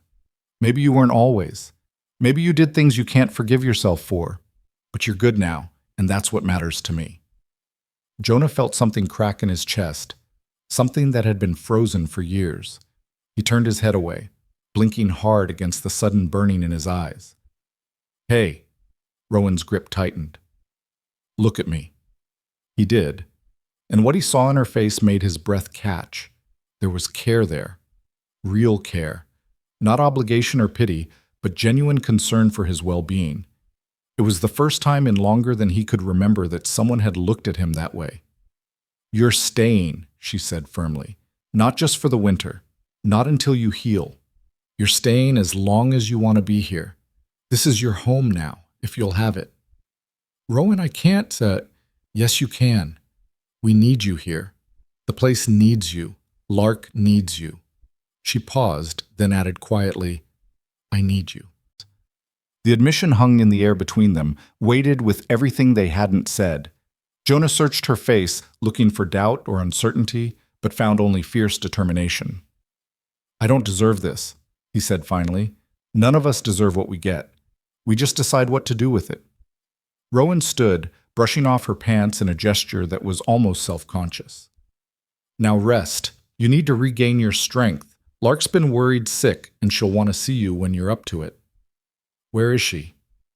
Outside, checking on the chickens for the 100th time today. She's been staying close in case you woke up. Rowan moved toward the door, then turned back. Thank you, Jonah, for coming back for her, for choosing her life over your own. I know I said it before, but I need you to really hear it. Thank you. Then she was gone, leaving Jonah alone with the winter sunlight and a feeling in his chest he barely recognized as hope. Recovery was slow and frustrating. Jonah's body had been pushed past its limits twice now, and it demanded payment. For days he could barely move without exhaustion overwhelming him. Simple tasks like walking to the table for meals left him winded and shaking, but Rowan was patient in a way he hadn't expected. She brought him food, changed his bandages, sat with him when the pain got bad and didn't say anything, just stayed. Her presence became a constant, steady thing, not smothering but anchoring. Lark visited every day, bringing stories and treasures, a smooth rock from the creek, a feather from a hawk, drawings she'd made of the three of them standing in front of the house. She'd talk for hours if Rowan let her, filling the small room with her bright chatter, and Jonah found himself looking forward to her visits more than anything else. One afternoon, about a week into his recovery, Lark climbed onto the bed beside him and got very serious. Mr. Jonah, I need to say something. All right, it's my fault you got sick again, because I followed you into the storm, because you had to save me. Her lip trembled. Ma says it's not, but I know it is. Jonah shifted so he could look at her properly. Lark, listen to me. What happened in that storm wasn't your fault. You're a child, you were scared, and you made a decision based on feelings, which is what children do. But you almost died. I almost died the first time I showed up here before you'd done anything at all. I was already broken, little bird. You didn't break me. He reached out and tucked a strand of hair behind her ear. You tried to save me, just like I tried to save you. Sometimes saving people is messy and dangerous, but it's still worth doing. You really think so? I know so. You and your ma saved my life multiple times now, and I'd ride into 1,000 storms to keep you safe. That's not a burden. That's a gift. Lark threw her arms around his neck, careful of his shoulder. I'm glad you stayed. Me too, little bird. Me too. December arrived with bitter cold and snow that piled in drifts against the house. Jonah grew stronger day by day until he could finally move around without feeling like he'd collapse. The first time he made it outside on his own, he stood in the doorway and just breathed the cold air, grateful to be alive. Rowan found him there, wrapped in a blanket, looking out at the white landscape. Thinking about leaving? She asked, though her tone suggested she already knew the answer. Thinking about staying, he corrected. If the offer's still open. It's open. Then I'm staying. He glanced at her. But I need to pull my weight. I can't just be a burden here. You've never been a burden. Rowan leaned against the doorframe beside him. But if you're looking for work, the woodpile's getting low. We'll need more cut before the deep winter hits, and the chicken coop could use better insulation. I can do that. I know you can. She was quiet for a moment, then added, I've been thinking about what happens after winter, about the future. Jonah's chest tightened. And I think we should plant more in the spring, expand the garden, maybe get some goats. This place could support more if we worked it right. She turned to look at him. With 2 adults working instead of just me, we could actually thrive instead of just surviving. You want me to stay past winter. I want you to stay, period. Rowan's voice was firm. I want to build something here, Jonah, not just for me and Lark, but with you, as partners, as family. The word hit him like a physical blow, family. He hadn't had family in so long he'd forgotten what it felt like to belong somewhere, to someone. I'd like that, he said, his voice rough. More than I can say. Rowan smiled, a real smile that transformed her whole face. Good. Then it settled. The days that followed fell into a new rhythm. Jonah worked on the woodpile when his strength allowed, cutting and splitting logs with methodical determination. Rowan worked on preserving what food they had, planning for the long winter ahead. Lark helped both of them, running between tasks with endless energy. In the evenings, they gathered around the fire. Sometimes Rowan would read aloud from one of her few books, battered volumes she'd treasured for years. Sometimes Lark would tell stories, wild tales about talking animals and magical forests. Sometimes they just sat in comfortable silence, each doing their own work, content in each other's presence. One night, about 3 weeks after Jonah's fever had broken, Rowan pulled out a small wooden box from a shelf. She opened it carefully, reverently, and removed something wrapped in cloth. "I want to show you something," she said quietly. Lark looked up from her drawing, curious. Jonah set aside the harness he'd been mending. Rowan unwrapped the cloth to reveal a pocket watch, old and silver, tarnished, but still beautiful. She held it like it was the most precious thing in the world. "This was my husband's," she said. "His father gave it to him. It's the only thing I have left of him besides memories." She opened the watch, and inside the cover was a small photograph, a young man with kind eyes and a gentle smile, holding a baby. "That's him with Lark, about 3 months before he died." Rowan's voice was steady, but her hands shook slightly. "His name was Thomas. He was good and brave and stupid enough to think he could change things from inside the system." Jonah looked at the photograph and felt the weight of the man's absence. "He looks like someone worth knowing." "He was." Rowan closed the watch carefully. "I've held on to this like a talisman. Like as long as I had it, part of him was still here. But I've realized something these past few weeks." She turned to Jonah, her eyes clear and certain. "He's not coming back. No amount of holding on to the past will change that. And I think—" She took a breath. "I think he'd want me to keep living. Really living, not just surviving. He'd want Lark to have a full life, with people who care about her. He'd want me to be happy." "You don't need my permission to be happy, Rowan." "I know, but I need to give myself permission. And I need you to understand what this means." She held out the watch. "I'm giving this to you." Jonah's eyes widened. "I can't—" "Yes, you can. Thomas died trying to help people who needed it. You saved our daughter. You've helped us rebuild. You've become part of this family." Rowan's voice was thick with emotion. "This watch represents the best parts of who he was. And I think you embody those same parts. Compassion, courage, the willingness to do what's right even when it's hard. Rowan, please let me give this to you, not as a replacement for him, but as a symbol of trust, of faith in who you are now." She pressed the watch into his hand. "You've earned this. You've earned a place here." Jonah stared down at the watch, feeling the weight of it in his palm. This wasn't just a gift. It was an acceptance, a forgiveness he'd never dared hope for. "I don't know what to say." "Say you'll stay. Say you'll help me raise Lark. Say you'll build something good here with us." Rowan's eyes were bright. "Say you'll let yourself be happy." Jonah looked from the watch to Rowan to Lark, who was watching them both with wide eyes. This family, this broken, patched-together, miraculous family, wanted him. Not despite his past, but because of who he'd chosen to become. "I'll stay," he said, his voice breaking. "For as long as you'll have me, I'll stay." Lark let out a whoop of joy and launched herself at him, wrapping her arms around his waist. Rowan laughed, a sound of pure relief, and wrapped her arms around both of them. They stood like that for a long time. 3 people who'd all lost everything finding something new in each other. Outside, the wind howled and snow fell, but inside there was warmth and light, and the beginning of something that felt like healing.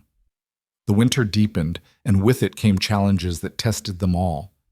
There were days when the cold was so bitter that just keeping the fire going was a full-time job. Days when food ran low and they rationed carefully, making every scrap count. Days when the isolation pressed down on them and tempers frayed, but they faced it together. When Jonah's shoulder ached in the cold, Rowan made poultices that eased the pain. When Rowan's grief for Thomas rose up unexpectedly, Jonah sat with her and let her talk or cry or rage without trying to fix it. When Lark got scared during particularly bad storms, both adults held her and told her stories until she fell asleep. They learned each other's rhythms. Jonah discovered that Rowan was sharpest in the mornings, that she liked her coffee strong enough to dissolve iron. Rowan learned that Jonah worked best in silence, that he needed time alone sometimes to wrestle with his demons. Lark figured out how to navigate both their moods, becoming a bridge between them when words failed. One evening in late January, after Lark had gone to bed, Jonah and Rowan sat by the fire in companionable silence. Rowan was mending clothes and Jonah was carving a small wooden horse for Lark's birthday. "Can I ask you something?" Rowan said suddenly. "Always." "What made you say yes? That first night when Lark asked you to come with her. You could have sent her away, should have, probably. What made you follow her?" Jonah considered the question, turning the half-finished horse over in his hands. "Honestly, I was ready to die. I'd made peace with it. But then she looked at me like I mattered, like my life had value. And I'd been treated like I was worthless for so long that the simple act of someone seeing me as human..." He stopped, cleared his throat. "I followed her because for the first time in years someone asked me to live instead of telling me I should die." Rowan set down her mending. "I'm glad she asked. I'm glad you said yes. Even after everything? After I brought all my baggage to your door?" "Especially after everything." Rowan moved from her chair to sit beside him on the floor, close enough that their shoulders touched. "You came here broken, and instead of letting that brokenness poison you, you chose to heal. You chose to help. You chose us, every single day, even when I gave you every reason to leave." "You're not an easy woman to leave, Rowan." She laughed softly. "I'll take that as a compliment." They sat in silence for a while, watching the fire. Then Rowan did something that surprised them both. She reached over and took Jonah's hand, threading her fingers through his. "This okay?" she asked quietly. Jonah looked down at their joined hands, her fingers calloused from years of hard work, his scarred from violence and survival. Two damaged people holding on to each other in the darkness. "Yeah," he said, his voice rough with emotion. "This is more than okay." They stayed like that until the fire burned low. Two people who'd survived the worst life could throw at them, finding comfort in each other's presence. Neither of them said what they were both thinking, that this felt like more than friendship, more than partnership, that somewhere along the way, between the arguments and the healing and the shared struggles, something deeper had taken root. But words weren't necessary. The hand-holding said everything they needed to say. February arrived with a thaw, brief but welcome. The snow melted enough that they could check the fences, assess any winter damage, plan for the spring to come. Jonah and Rowan worked side by side, repairing what needed fixing, discussing what they'd plant, where they'd expand. Lark followed them everywhere, chattering about the birds returning, the ice on the creek breaking up, the first shoots of green she'd spotted in the garden. "It's coming back to life," she announced one morning. "Everything was dead and now it's alive again." Jonah caught Rowan's eye over Lark's head and they shared a smile. The child had no idea how right she was. Everything was coming back to life. The land, the animals, and the three people who'd chosen to stay alive together. That night, after Lark was asleep, Rowan came to Jonah's room and knocked softly on the doorframe. "You awake?" "Yeah, come in." She entered holding something wrapped in cloth. "I made you something, for staying, for choosing us." She handed him the bundle, and he unwrapped it to find a thick wool scarf, hand-knitted in shades of gray and brown. "I've been working on it at night, after Lark goes to sleep." Rowan looked almost shy. "I know it's not much, but it's perfect." Jonah ran his fingers over the careful stitches, each one representing hours of work. "Thank you." "There's something else." Rowan sat on the edge of his bed, her hands twisting together nervously. "I've been thinking about what comes next. After winter, after spring, after all of this.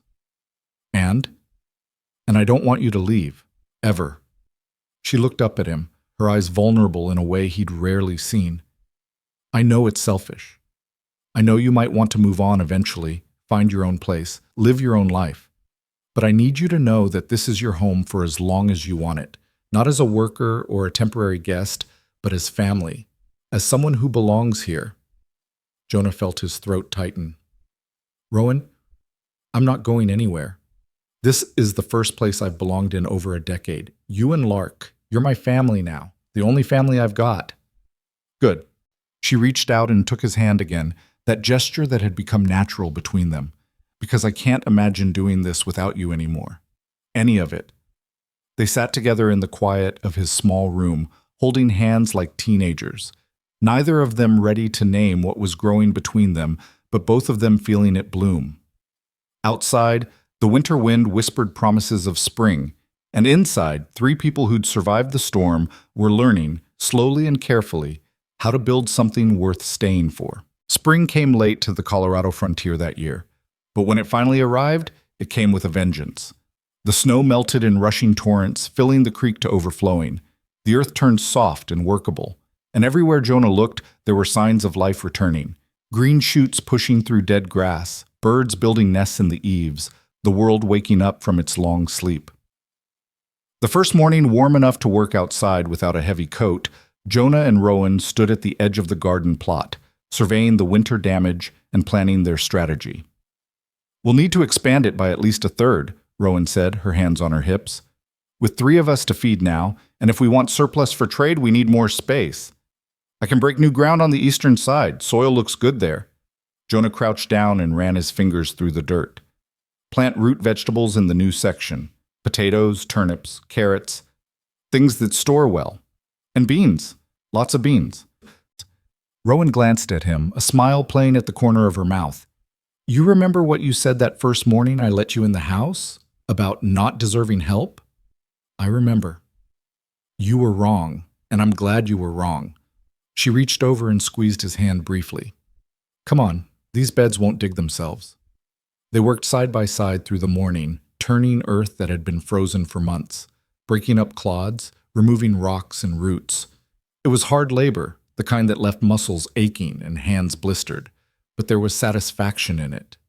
Every shovelful of dirt was an investment in their future, a statement that they planned to be here when harvest came. Lark appeared around midday with water and bread, her face bright with excitement. "Guess what I found?" "What?" Rowan straightened up, wiping sweat from her forehead. "Baby rabbits! A whole nest of them by the creek. They're tiny and perfect, and—" She stopped, reading her mother's expression. "I didn't touch them, Ma. I promise. I just looked." "Good girl. Mama Rabbit will take care of them better than we could." "Can we check on them sometimes? Make sure they're okay?" "We can check from a distance, but they're wild creatures, Lark. They're not ours to keep." Lark nodded solemnly, but Jonah could see the longing in her eyes. She had such a big heart, this child. She wanted to save everything, tend everything, love everything. It was a gift and a danger all at once. After she'd run off to play, Rowan turned to Jonah with a wry smile. "She gets that from Thomas. He was always bringing home injured animals, trying to nurse them back to health. Drove me crazy sometimes the way he cared so much about everything." "Sounds like someone else I know," Jonah said pointedly. Rowan laughed. "Fair enough. I suppose caring runs in this family." This family. The word settled over Jonah like a warm blanket. He'd been here almost 6 months now, and somewhere along the way he'd stopped being a guest and become something more, something permanent. The planting took weeks. They worked dawn to dusk, preparing beds, planting seeds, building trellises for the beans and peas. Jonah's shoulder still ached sometimes, especially after long days of labor, but it was manageable. And Rowan had learned to read his movements, to know when he needed to stop and rest, even if he wouldn't admit it himself. "You're favoring that arm again," she said one afternoon, catching him rolling his shoulder. "It's fine." "It's not fine. Take a break, sit in the shade, and drink some water." When he opened his mouth to protest, she cut him off. "That's not a suggestion, Jonah. You push too hard and that infection could come back. Then where would we be? You'd manage." "I don't want to manage. I want you healthy and whole." She softened her tone. "Please. For me." He couldn't argue with that, so he sat under the old cottonwood tree and watched her work, marveling at her strength, her determination, the way she moved through the world with such fierce competence. She'd been broken when they met, still carrying the weight of Thomas's death like a stone around her neck. But she'd healed too, slowly, the same way the land healed after winter. One evening in late April, they sat on the porch steps watching the sunset paint the sky in shades of orange and purple. Lark was inside, supposedly doing her letters, but probably drawing horses instead. "I've been thinking," Rowan said quietly. About? About the future. About what we're building here. She picked at a splinter in the wooden step. When Thomas died, I thought my life was over. Thought the best I could hope for was to survive long enough to raise Lark, to give her a chance at something better. I never imagined I'd want to actually live again. Jonah didn't say anything, just waited. He'd learned that Rowan needed space to work through her thoughts, to find the right words. But now, with you here, I find myself thinking about more than just survival. I think about expansion, about prosperity, about building something that could last generations. She turned to look at him, her eyes reflecting the sunset. I think about happiness. Real happiness, not just the absence of pain. You deserve happiness, Rowan. So do you. She reached over and took his hand, that familiar gesture that had become as natural as breathing. I need to tell you something, and I need you to really hear it. Jonah's heart started beating faster. I'm listening. I love you. The words came out simple and direct, no flourish or drama. I don't know exactly when it happened. Maybe it was when you rode back into that storm for Lark. Maybe it was all the quiet mornings working side by side. Maybe it was the day you let me give you Thomas's watch, and I saw you cry. But somewhere along the way, I fell in love with you, and I need you to know. The world seemed to stop. Jonah stared at her, this strong, beautiful, complicated woman who'd saved his life and then trusted him with hers, and felt something break open in his chest. I love you too, he said, his voice rough. I've loved you for months, but didn't think I had the right to say it. Didn't think someone like me deserved someone like you. Stop that. Rowan's voice was firm but gentle. Stop thinking you don't deserve good things. You've earned everything you have here. You've earned my trust, my daughter's love, and yes, my heart too. She leaned in and kissed him, soft and tentative at first, then deeper as he responded. It was their first kiss, and it tasted like dirt and sweat and promise. When they finally pulled apart, both of them were breathing hard. I've wanted to do that for weeks, Rowan admitted, her cheeks flushed. Why didn't you? Because I was scared. Scared you didn't feel the same way. Scared of dishonoring Thomas's memory. Scared of what it meant to open my heart again after swearing I never would. She touched his face gently. But I realized something. Thomas wouldn't want me to stop living because he's gone. He'd want me to be happy. And you make me happy, Jonah. You and Lark both. What about Lark? How will she feel about this? As if summoned, the door opened and Lark stuck her head out. Are you two finally done being silly about each other? Because it's been obvious for months and I'm tired of pretending not to notice. Both adults turned to stare at her. Lark grinned, looking far too pleased with herself. You knew? Rowan asked. Ma, I'm 8, not blind. You smile at him different than you smile at other people, and Mr. Jonah looks at you like you hung the moon in stars. She came out onto the porch and squeezed between them. So are you getting married, or what? Lark! Rowan's face went bright red. It's a reasonable question. People who love each other get married. That's what you told me when I asked about you and Pa. Jonah couldn't help but laugh. Leave it to Lark to cut straight through all the complicated emotions to the heart of things. We haven't talked about marriage, little bird.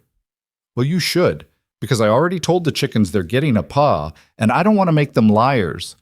Rowan buried her face in her hands, but Jonah could see she was smiling. He pulled both of them close, this child who'd saved him, and this woman who'd given him a reason to stay saved. How about we take things one step at a time, he suggested. First we get through planting season, then we can talk about the future. Fine, Lark agreed, but I'm telling you right now I want to be in the wedding, and I want to wear something pretty, not just my regular dress. Deal, Rowan said, emerging from her hands. Now go inside and actually finish your letters before bed. Lark skipped back into the house, humming to herself, leaving the adults alone again. She's going to be insufferable about this, you know, Rowan said. I know, and I love her for it. Jonah pulled Rowan back into his arms. But she's right about one thing. I would marry you, Rowan, tomorrow, if you'd have me. Not because we have to, but because I want to. Because I want to build a life with you officially, permanently. Ask me again after harvest, Rowan said softly, when we know we can really make this work. when we've proven we can survive a full year together. You don't trust what we have? I trust it completely. But I also know that love is easy when life is easy. I want to make sure we can handle hard times too, that we can fight and make up, struggle and survive, face whatever comes together. Jonah understood. She wasn't rejecting him. She was being practical, making sure they built something on solid ground rather than just hope and emotion. All right, after harvest. But I'm holding you to that. I'm counting on it. They sat together as the sun finished setting, their hands intertwined, and Jonah felt a peace he'd never known before. This was home. Not just a place, but a feeling, a belonging. The summer came with challenges that tested them in ways the winter hadn't. In late June, a drought settled over the region like a curse. Week after week passed with no rain, and their carefully planted crops began to wilt under the relentless sun. Jonah and Rowan took turns hauling water from the creek, bucket after bucket, trying to save what they could. It was exhausting work that left them both spent by day's end. But they developed a rhythm, working in shifts so one person could rest while the other worked. "We're going to lose the corn," Rowan said one evening, her voice flat with exhaustion. "It's too far gone." "Maybe, but the root vegetables are holding on, and the beans are tougher than they look." Jonah set down his bucket and flexed his aching hands. "We'll save what we can. And if it's not enough, then we'll make it enough. We'll hunt more, preserve everything, trade what we have for what we need." He moved behind her and started massaging her shoulders, feeling the knots of tension there. "We've survived worse than a drought, Rowan." She leaned back against him. "I know, I wanted this year to be perfect, wanted to prove we could thrive, not just survive. We are thriving. Look around. Look at what we've built in just a few months. A year ago you were alone. Now you've got help, got support, got someone who'll haul water until his arms fall off to save your crops." "Our crops," she corrected. "Our crops," he agreed, and the word felt good. Ours. Theirs. Together. The drought finally broke in mid-July with a thunderstorm so violent it felt like the sky was trying to make up for lost time. Rain pounded the earth, turning the dry ground into rivers of mud. Lightning split the sky in jagged white lines, and thunder shook the house to its foundations. Lark huddled between Jonah and Rowan, trying to be brave but clearly scared. Jonah wrapped his arm around her. "It's all right, little bird. The storm's just noisy. It can't hurt us in here." "What about the garden?" "The garden's getting the drink it needs. Tomorrow we'll go check on everything, see what made it through." The storm raged through the night, and when morning came, they ventured out to survey the damage. Some plants had been battered by the wind and hail, but most had survived, and the earth, finally saturated with water, looked rich and dark and alive again. "We made it," Rowan said, relief evident in her voice. "We did." Jonah surveyed the rows of recovering plants. Lost some, but kept more. "That's a win." Over the next weeks, the garden exploded with growth. Everything they'd fought to save rewarded their efforts with abundant produce. The beans climbed their trellises with aggressive enthusiasm. The tomatoes ripened faster than they could pick them. Even the corn, which they'd written off, rallied and produced decent ears. One afternoon in late July, a rider appeared on the horizon. Jonah saw him first and felt his whole body tense, old instincts kicking in. Strangers meant potential danger. Strangers meant the outside world intruding on their carefully built peace. "Rowan," he called out, his hand moving instinctively toward where his rifle leaned against the porch. She came out of the house, Lark behind her, and all three of them watched the rider approach. As he got closer, Jonah could see he was older, maybe 60, with a weathered face and the bearing of someone who'd spent his life outdoors. He rode with the easy confidence of a man who knew these lands well. He stopped about 20 feet from the house and tipped his hat. "Afternoon, folks. Name's Samuel Grant. I run the trading post about 15 miles east of here." "I know who you are," Rowan said, her voice neutral but not hostile. "What brings you out this way, Mr. Grant?" "Well, ma'am, I've been hearing stories about a woman out here running a successful homestead with help from a drifter she took in last fall. Folks were skeptical at first, thought maybe it was just talk. But then I started seeing your vegetables at market, better quality than anyone else's. Got curious. We're not interested in selling the land if that's what you're here for." No, ma'am, nothing like that. Lord knows this land's not worth much except to someone willing to work it like you folks do. Samuel shifted in his saddle. Actually, I'm here to make a business proposition. I've got customers asking for reliable suppliers of fresh produce, good food, grown proper, not the half-dead stuff some folks try to pass off. You seem to have a knack for it. I'm wondering if you'd be interested in a regular trade arrangement. Rowan glanced at Jonah. He gave a small nod, letting her take the lead but showing his support. What kind of arrangement? She asked carefully. I'd buy whatever surplus you can provide at fair market rates. Vegetables, eggs if you've got them, preserved goods come winter. In exchange, I can supply you with things you can't produce yourself. Tools, cloth, sugar, coffee, salt, building materials if you're looking to expand. He pulled a folded paper from his pocket. I've got my standard rates here if you want to take a look. Jonah walked forward and took the paper, scanning the numbers carefully. His eyebrows rose. These weren't just fair prices. They were generous.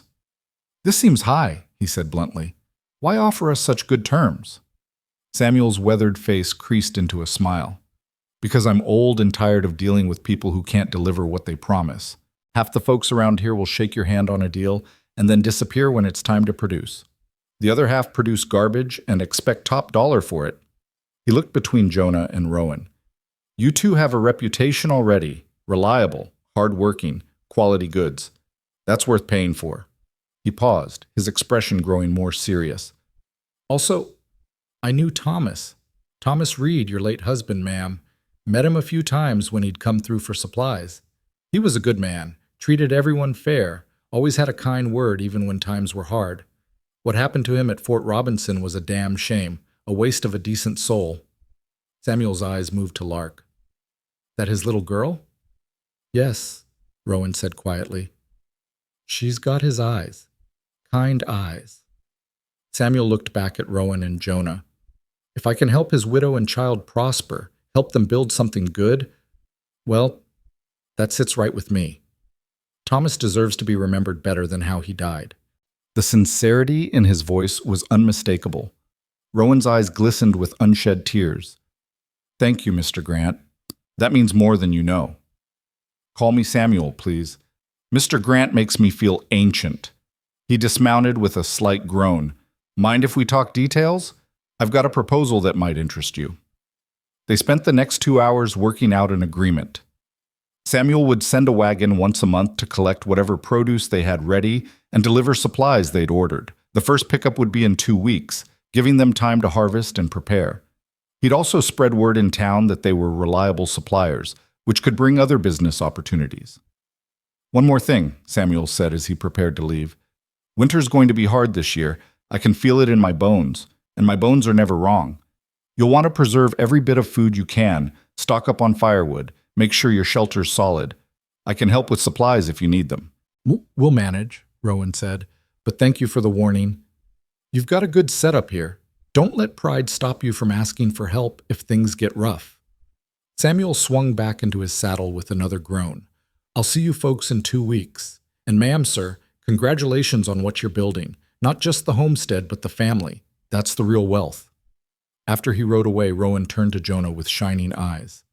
Do you realize what this means? This could change everything. We could actually build something sustainable here, something that lasts beyond just scratching out survival. We're already building something that lasts, Jonah said, pulling her close. But yes, this helps. This gives us options, security. We need to celebrate. Rowan looked toward the house where Lark was watching from the window. Tonight, we have a real meal. Use some of the sugar I've been saving. Make something special. Just that evening, they sat down to a dinner that felt like a feast, even though it was simple food. Rowan had made cornbread with honey, beans with bits of salt pork, and stewed tomatoes from the garden. For dessert, she'd made a sweet cobbler with preserved berries. Lark ate with the enthusiasm of someone who understood that good food was precious. This is the best dinner ever, she declared, her face smeared with berry juice. Don't talk with your mouth full, Rowan said, but she was smiling. Can I ask something? Lark swallowed her mouthful. Are we rich now? Jonah laughed. No, little bird, we're not rich. But we have enough, Rowan added. We have food, shelter, people who care about us. Some folks would say that makes us richer than kings. I think we're rich, Lark insisted. We've got everything that matters. Later, after Lark had been put to bed, Jonah and Rowan sat together by the fire. The night had turned cool, a hint of autumn in the air, even though it was still high summer. She's right, you know, Rowan said quietly. We do have everything that matters. We do. Jonah reached over and took her hand. And I want to make it official. I want to marry you, Rowan. Make this family real in every way. It's already real. I know. But I want the world to know it too. I want to stand up in front of witnesses and promise to love you and care for Lark and build this life together. He turned to face her fully. Harvest is still months away. I don't want to wait that long. Rowan studied his face in the firelight. You're sure? You're absolutely certain this is what you want? Because once we do this, once we make it official, there's no going back. I've never been more certain of anything in my life. She smiled, and it was like the sun breaking through clouds. Then, yes, let's do it. Let's get married. When? 3 weeks. That gives us time to prepare, to let people know if we want witnesses. She squeezed his hand. Samuel can officiate if he's willing. He mentioned once that he was ordained back when he ran a small church. 3 weeks, Jonah repeated, feeling joy bubble up in his chest. I can wait 3 weeks. They told Lark the next morning over breakfast. Her reaction was everything they'd hoped for and more. Finally, she shouted, jumping up from her chair. I've been waiting forever. Can I be in the wedding? Can I wear something special? Can I help plan everything? Yes to all of it, Rowan said, laughing. But first, finish your breakfast. The next 3 weeks passed in a blur of preparation mixed with regular work. The garden still needed tending, the trade agreement with Samuel required careful planning, and daily life continued its demands. But underneath everything was a current of excitement, of anticipation. Rowan took one of her few nice dresses and altered it to fit better, staying up late by lamplight to make the adjustments. Jonah cleaned and pressed his best shirt, polished his boots until they shone, and tried not to feel nervous about the enormity of what they were about to do. Lark was involved in every aspect of the planning, offering opinions on everything from what flowers to pick to what food to serve. Her enthusiasm was infectious, and even Rowan's practical nature couldn't resist getting caught up in the joy of it. Samuel arrived a week before the wedding with the first trade pickup. He was delighted to hear about the wedding and immediately agreed to perform the ceremony. It would be my honor, he said warmly. I'll bring my wife too if that's all right. She'd love to meet you folks. The more the merrier, Rowan said. The day before the wedding, Rowan's nervousness finally showed. What if I'm making a mistake, she asked Jonah as they worked together in the garden. What if I'm dishonoring Thomas's memory? What if... Stop. Jonah set down his hoe and took her hands. Look at me. Thomas was a good man who loved you and Lark. Do you really think he'd want you to spend the rest of your life alone, grieving, refusing to let yourself be happy? No, she admitted. He'd want me to move forward, to live. Then that's what you're doing. You're not replacing him, Rowan. You're not forgetting him. You're just choosing to keep living, to build something new while still honoring what came before. He touched the pocket watch in his vest pocket. You gave me this. His watch. That told me everything I needed to know about how you feel, about what you're ready for. Rowan's eyes filled with tears. I do love you, Jonah. So much it scares me sometimes. I love you too, and tomorrow we're going to stand up and promise to face whatever comes together. Whatever fears we have, whatever doubts, we'll work through them. Together. She kissed him then, long and deep, and when they pulled apart, she was smiling again. Tomorrow, she said, tomorrow we become a family in every way that matters. The wedding day dawned clear and beautiful, the sky a brilliant blue without a single cloud. Jonah woke early, too nervous to sleep, and spent the morning making sure everything was perfect. He swept the porch, arranged chairs, picked wildflowers that Lark had designated as acceptable decorations. Samuel arrived mid-morning with his wife Martha, a round woman with kind eyes and a warm smile. She immediately took charge of the food preparations, working alongside Rowan in the kitchen while Samuel kept Jonah company outside. Nervous? the older man asked. Terrified, Jonah admitted. That's normal. I was shaking so hard during my own wedding I could barely get the words out. Samuel chuckled. But it's good terror, the kind that means you understand how important this is. I don't want to fail her. I don't want to let her down. Then you won't. It's that simple. Marriage isn't about being perfect. It's about showing up every day and choosing each other, even when it's hard. Especially when it's hard. Samuel clapped him on the shoulder. You've already proven you can do that. Everything else is just details. The ceremony was set for early afternoon when the light was soft and golden. Rowan emerged from the house wearing her altered dress, simple but beautiful, with Lark beside her in a dress that Martha had somehow produced from her wagon. A pretty blue thing with white trim that made the child look older than her 8 years. But Jonah only had eyes for Rowan. She was radiant, her hair loose around her shoulders instead of in its usual practical braid, her eyes bright with emotion. When she took his hand, he felt his nervousness disappear, replaced by absolute certainty. Samuel opened a worn Bible and began, We're gathered here today to join these two people in marriage. Now, I knew Thomas Reed, Rowan's first husband, and he was a fine man. A man of conscience who died trying to do right in a world that often punishes such things. And I believe with all my heart that Thomas would approve of this union, that he'd be glad his wife and daughter found someone good to stand beside them. Rowan's hand tightened in Jonah's, and he saw tears on her cheeks. Marriage is a covenant, Samuel continued, a promise to stand together through whatever comes, joy and sorrow, plenty and want, health and sickness. It's choosing every single day to love and honor and care for each other even when it's difficult, especially when it's difficult. He looked at Jonah.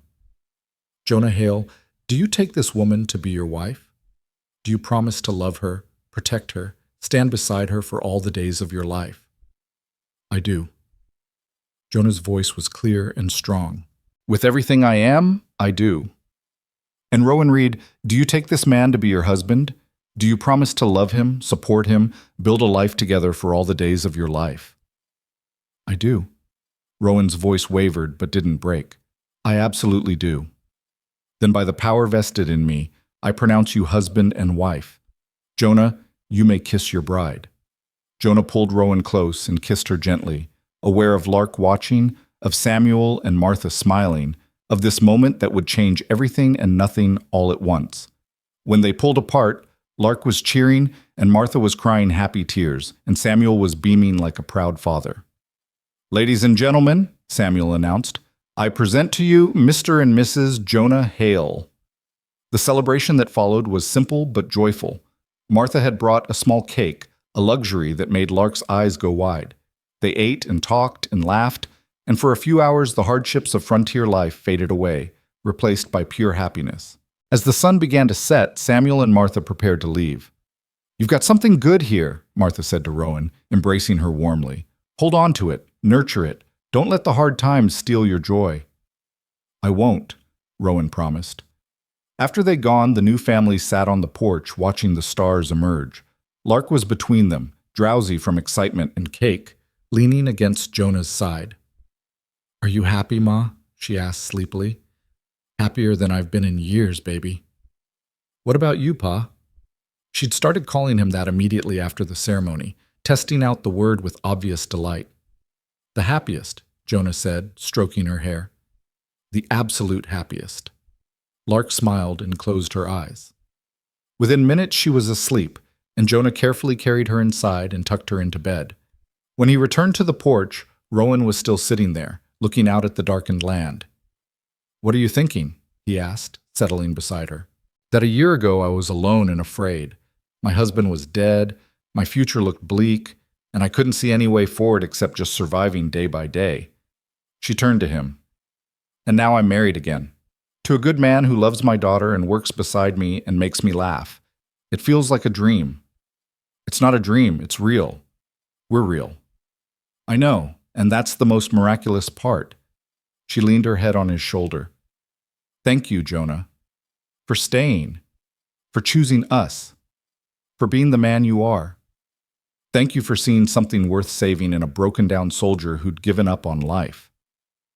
They sat in comfortable silence, Two people who'd found each other against impossible odds, who'd built something good from the wreckage of their pasts. The autumn came with its demands of harvest. Every day from dawn to dusk, they worked to bring in the crops they'd fought so hard to grow. The root cellar filled with potatoes, turnips, carrots. The shelves lined with jars of preserved vegetables, pickles, jams. The grain bins held wheat and corn. Everything they'd need to survive the coming winter and more. Samuel's monthly visits became a constant, and the trade relationship flourished. Word spread about their reliable supply of quality produce, and soon other merchants were approaching them with offers. But they stayed loyal to Samuel, who'd given them their first real chance.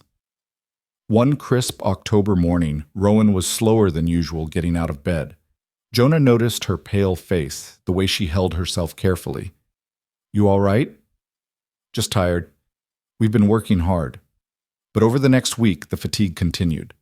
She started feeling nauseous in the mornings, turning green at the smell of coffee, and Jonah, who'd lived through enough to recognize the signs, began to suspect. "Rowan," he said gently one evening after Lark had gone to bed, "are you pregnant?" She looked at him with wide eyes, and he saw the answer there before she spoke. "I think so. I'm not certain yet, but all the signs point to it." Her hand went to her stomach. "I know we didn't plan this, didn't specifically talk about having children together, but it's perfect." Jonah crossed to her and pulled her into his arms. "It's absolutely perfect." "You're not worried about bringing a child into this uncertain world?" "The world's always uncertain, but we've proven we can handle whatever comes. We've survived drought and storms and our own demons. We'll handle this too." He pulled back to look at her face. "We're going to have a baby, Rowan. We're going to add to this family we've built. How could I be anything but grateful?" She laughed, relieved, and kissed him hard. "Lark's going to lose her mind with excitement. Let's tell her at dinner tomorrow. Make it special." They told her over breakfast instead, unable to wait. Lark's reaction was everything they'd expected and more. She shrieked, jumped up and down, demanded to know if it would be a brother or sister, asked if she could help name the baby, and generally made plans for the next 9 months without pausing for breath. "I'm going to be the best big sister," she declared. "I'll teach them everything, how to climb trees and catch frogs and talk to chickens and read and write, and how about we wait until they're born before you start the advanced lessons?" Rowan suggested, laughing. "Can we tell Samuel and Martha? They'll be so excited." "We'll tell them when they come for the next trade visit." The pregnancy progressed smoothly through the autumn and into winter. Rowan's belly grew round, and Jonah found himself marveling at the miracle of it, that two broken people could create new life, that from all their scars and pain, something innocent and perfect could emerge. They prepared a corner of the bedroom for the baby, with Jonah building a small cradle from smooth pine. Lark helped paint it white, and decorated it with careful drawings of animals and flowers. Samuel and Martha brought soft blankets and tiny clothes when they came for the monthly trade, gifts from Martha, who remembered what it was like to have babies. "You're glowing," Martha told Rowan one December afternoon. "Pregnancy suits you." "I feel like I'm carrying a watermelon," Rowan laughed. "But yes, I'm happy, happier than I ever thought I'd be again." Winter settled in hard, just as Samuel had predicted. The snow came early and deep, piling in drifts against the house. But they were prepared. The root cellar was full, the woodpile was stacked high, and the house was tight and warm against the cold. On the longest nights, they gathered by the fire, Jonah, Rowan, and Lark, and told stories or read books or just sat in comfortable silence. Sometimes Jonah would feel the baby kick under his hand as he rested it on Rowan's belly, and the reality of it would overwhelm him. He was going to be a father, not just to Lark, though he loved her as his own, but to this new life that was part him and part Rowan. In late February, on a night when the wind howled and snow fell thick and fast, Rowan's labor began. Jonah had helped birth animals, but this was entirely different. This was his wife, his child, and he felt terrified and useless in equal measure. But Rowan was strong, and she'd done this before. She walked and breathed and labored through the night while Jonah boiled water and gathered clean cloths and tried not to panic. Lark stayed in her room like she'd been told, but he could hear her moving around, unable to sleep, worried about her mother. You're doing great, Jonah kept saying, feeling helpless. You're so strong. Tell me something, Rowan gasped between contractions. Tell me something good, something to focus on. So Jonah talked. He told her about the spring planting they'd do, about the foal he'd seen at Samuel's place that might be for sale, about teaching their child to ride and read and be kind, about growing old together on this land they'd claimed, about everything good he could imagine, painting a future with his words while she brought that future into being. Just before dawn, with the first light touching the horizon, a baby's cry filled the house. Jonah rushed to Rowan's side to find her exhausted but smiling, holding a tiny bundle wrapped in one of Martha's blankets. It's a boy, she said softly, her voice hoarse from hours of labor. We have a son. Jonah approached slowly, almost reverently, and looked down at the small red face, the tiny fists waving in the air, the dark hair plastered to the small head. His son. He had a son. Can I hold him? He's yours. Of course you can hold him. Jonah took the baby with infinite care, terrified of dropping this precious thing. The infant opened dark eyes and seemed to look right at him, and Jonah felt his heart crack wide open with a love so fierce it was almost painful. Hello, little one, he whispered, his voice breaking. Welcome to the world. You're safe here. You're loved here. I promise I'll do everything I can to protect you and give you a good life. I promise I'll be the father you deserve. The baby made a small sound, and Jonah laughed through tears he didn't bother to hide. Lark burst into the room, unable to wait any longer. Is it here? Can I see? Is Ma okay? Everyone's fine, Rowan assured her. Come meet your brother. Lark climbed onto the bed carefully and peered at the baby in Jonah's arms. Her face lit up with wonder. He's so small, and he's got hair. All babies have hair, Rowan said, smiling. What are we going to name him? Jonah and Rowan exchanged a glance. They discussed names but never settled on one. Now, looking at this tiny person who represented their future, the answer seemed obvious.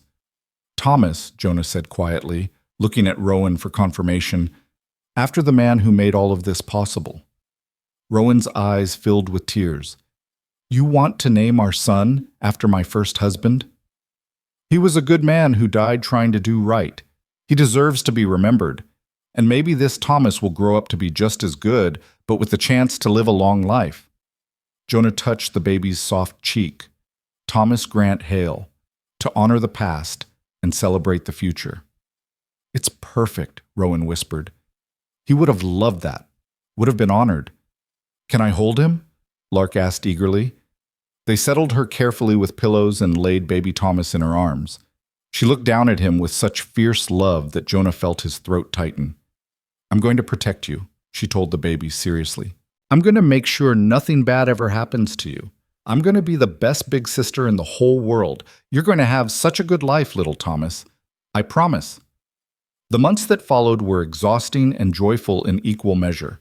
Baby Thomas was a good baby, healthy and strong, but he still demanded constant attention. Rowan nursed him while Jonah took over more of the household tasks. Lark helped with everything, eager to prove she could be trusted with her baby brother. Spring arrived, and with it came the need to plant again.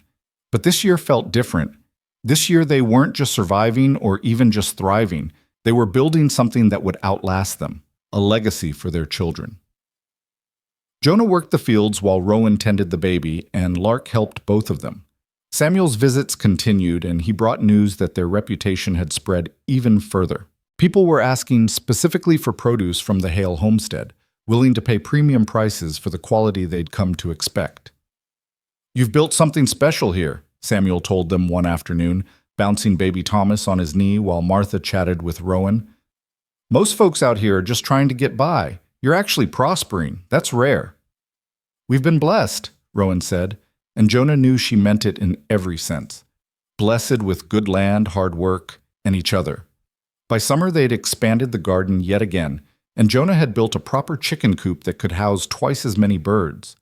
They acquired the 2 dairy goats they'd talked about, and Lark took charge of them with typical enthusiasm, naming them Daisy and Belle and treating them like pets. One warm July evening, Jonah stood at the edge of their property, looking out at everything they'd created. The house was larger now, with proper rooms for each child.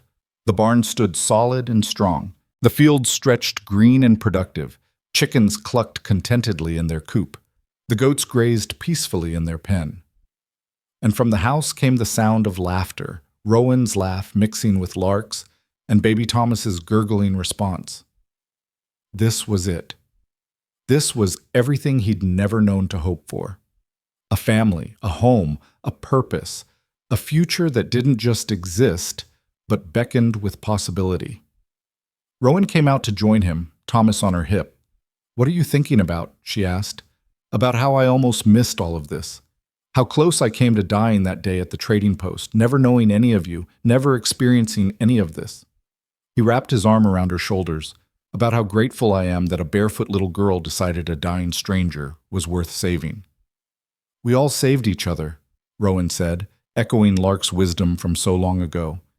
"That's what families do." They stood together watching the sun paint the sky in brilliant colors, their son between them, their daughter visible through the window working on her lessons, their land stretching out in all directions. 2 years later, Rowan gave birth to their daughter, Sarah, who came into the world with Jonah's dark hair and a stubborn streak that showed up before she could even walk. The house grew more crowded and more joyful. Lark, now 12, was less child than young woman, helping run the household with quiet competence that made both parents proud.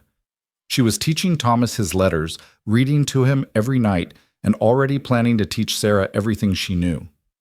The homestead prospered beyond their wildest dreams. What had started as survival became success. They had money saved, livestock thriving, fields producing abundantly. But more than any material wealth, they had each other. And on quiet evenings, when the work was done and the children were settled, Jonah and Rowan would sit on the porch they'd expanded twice now and marvel at the life they'd built. "Do you ever think about how we got here?" Rowan asked one such evening. "All the time. Sometimes I still can't quite believe it's real." "What part?" "All of it. That you love me. That these children call me father. That I get to wake up every morning in this place we've built together." He took her hand. "That I'm happy.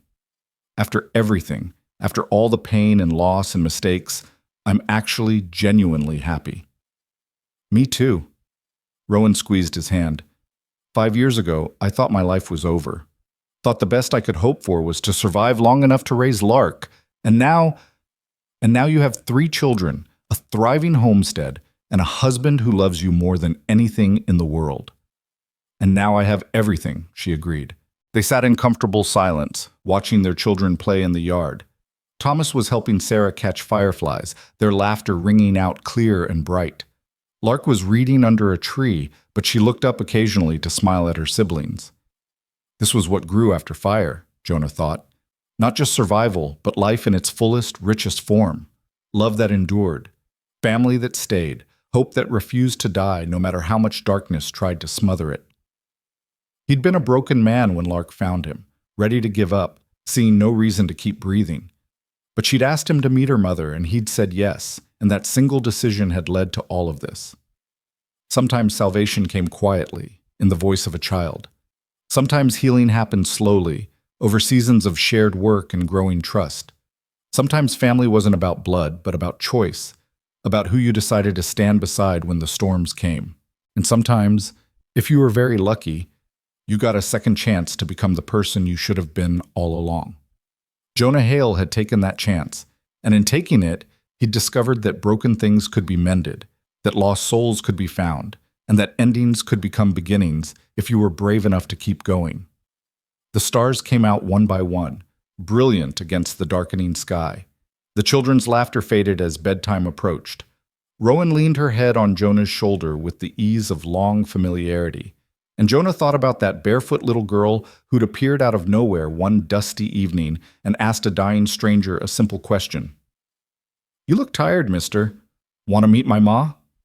That question had saved him. His answer, that weary, hopeless yes, had given him everything, and every day since he'd been grateful for both.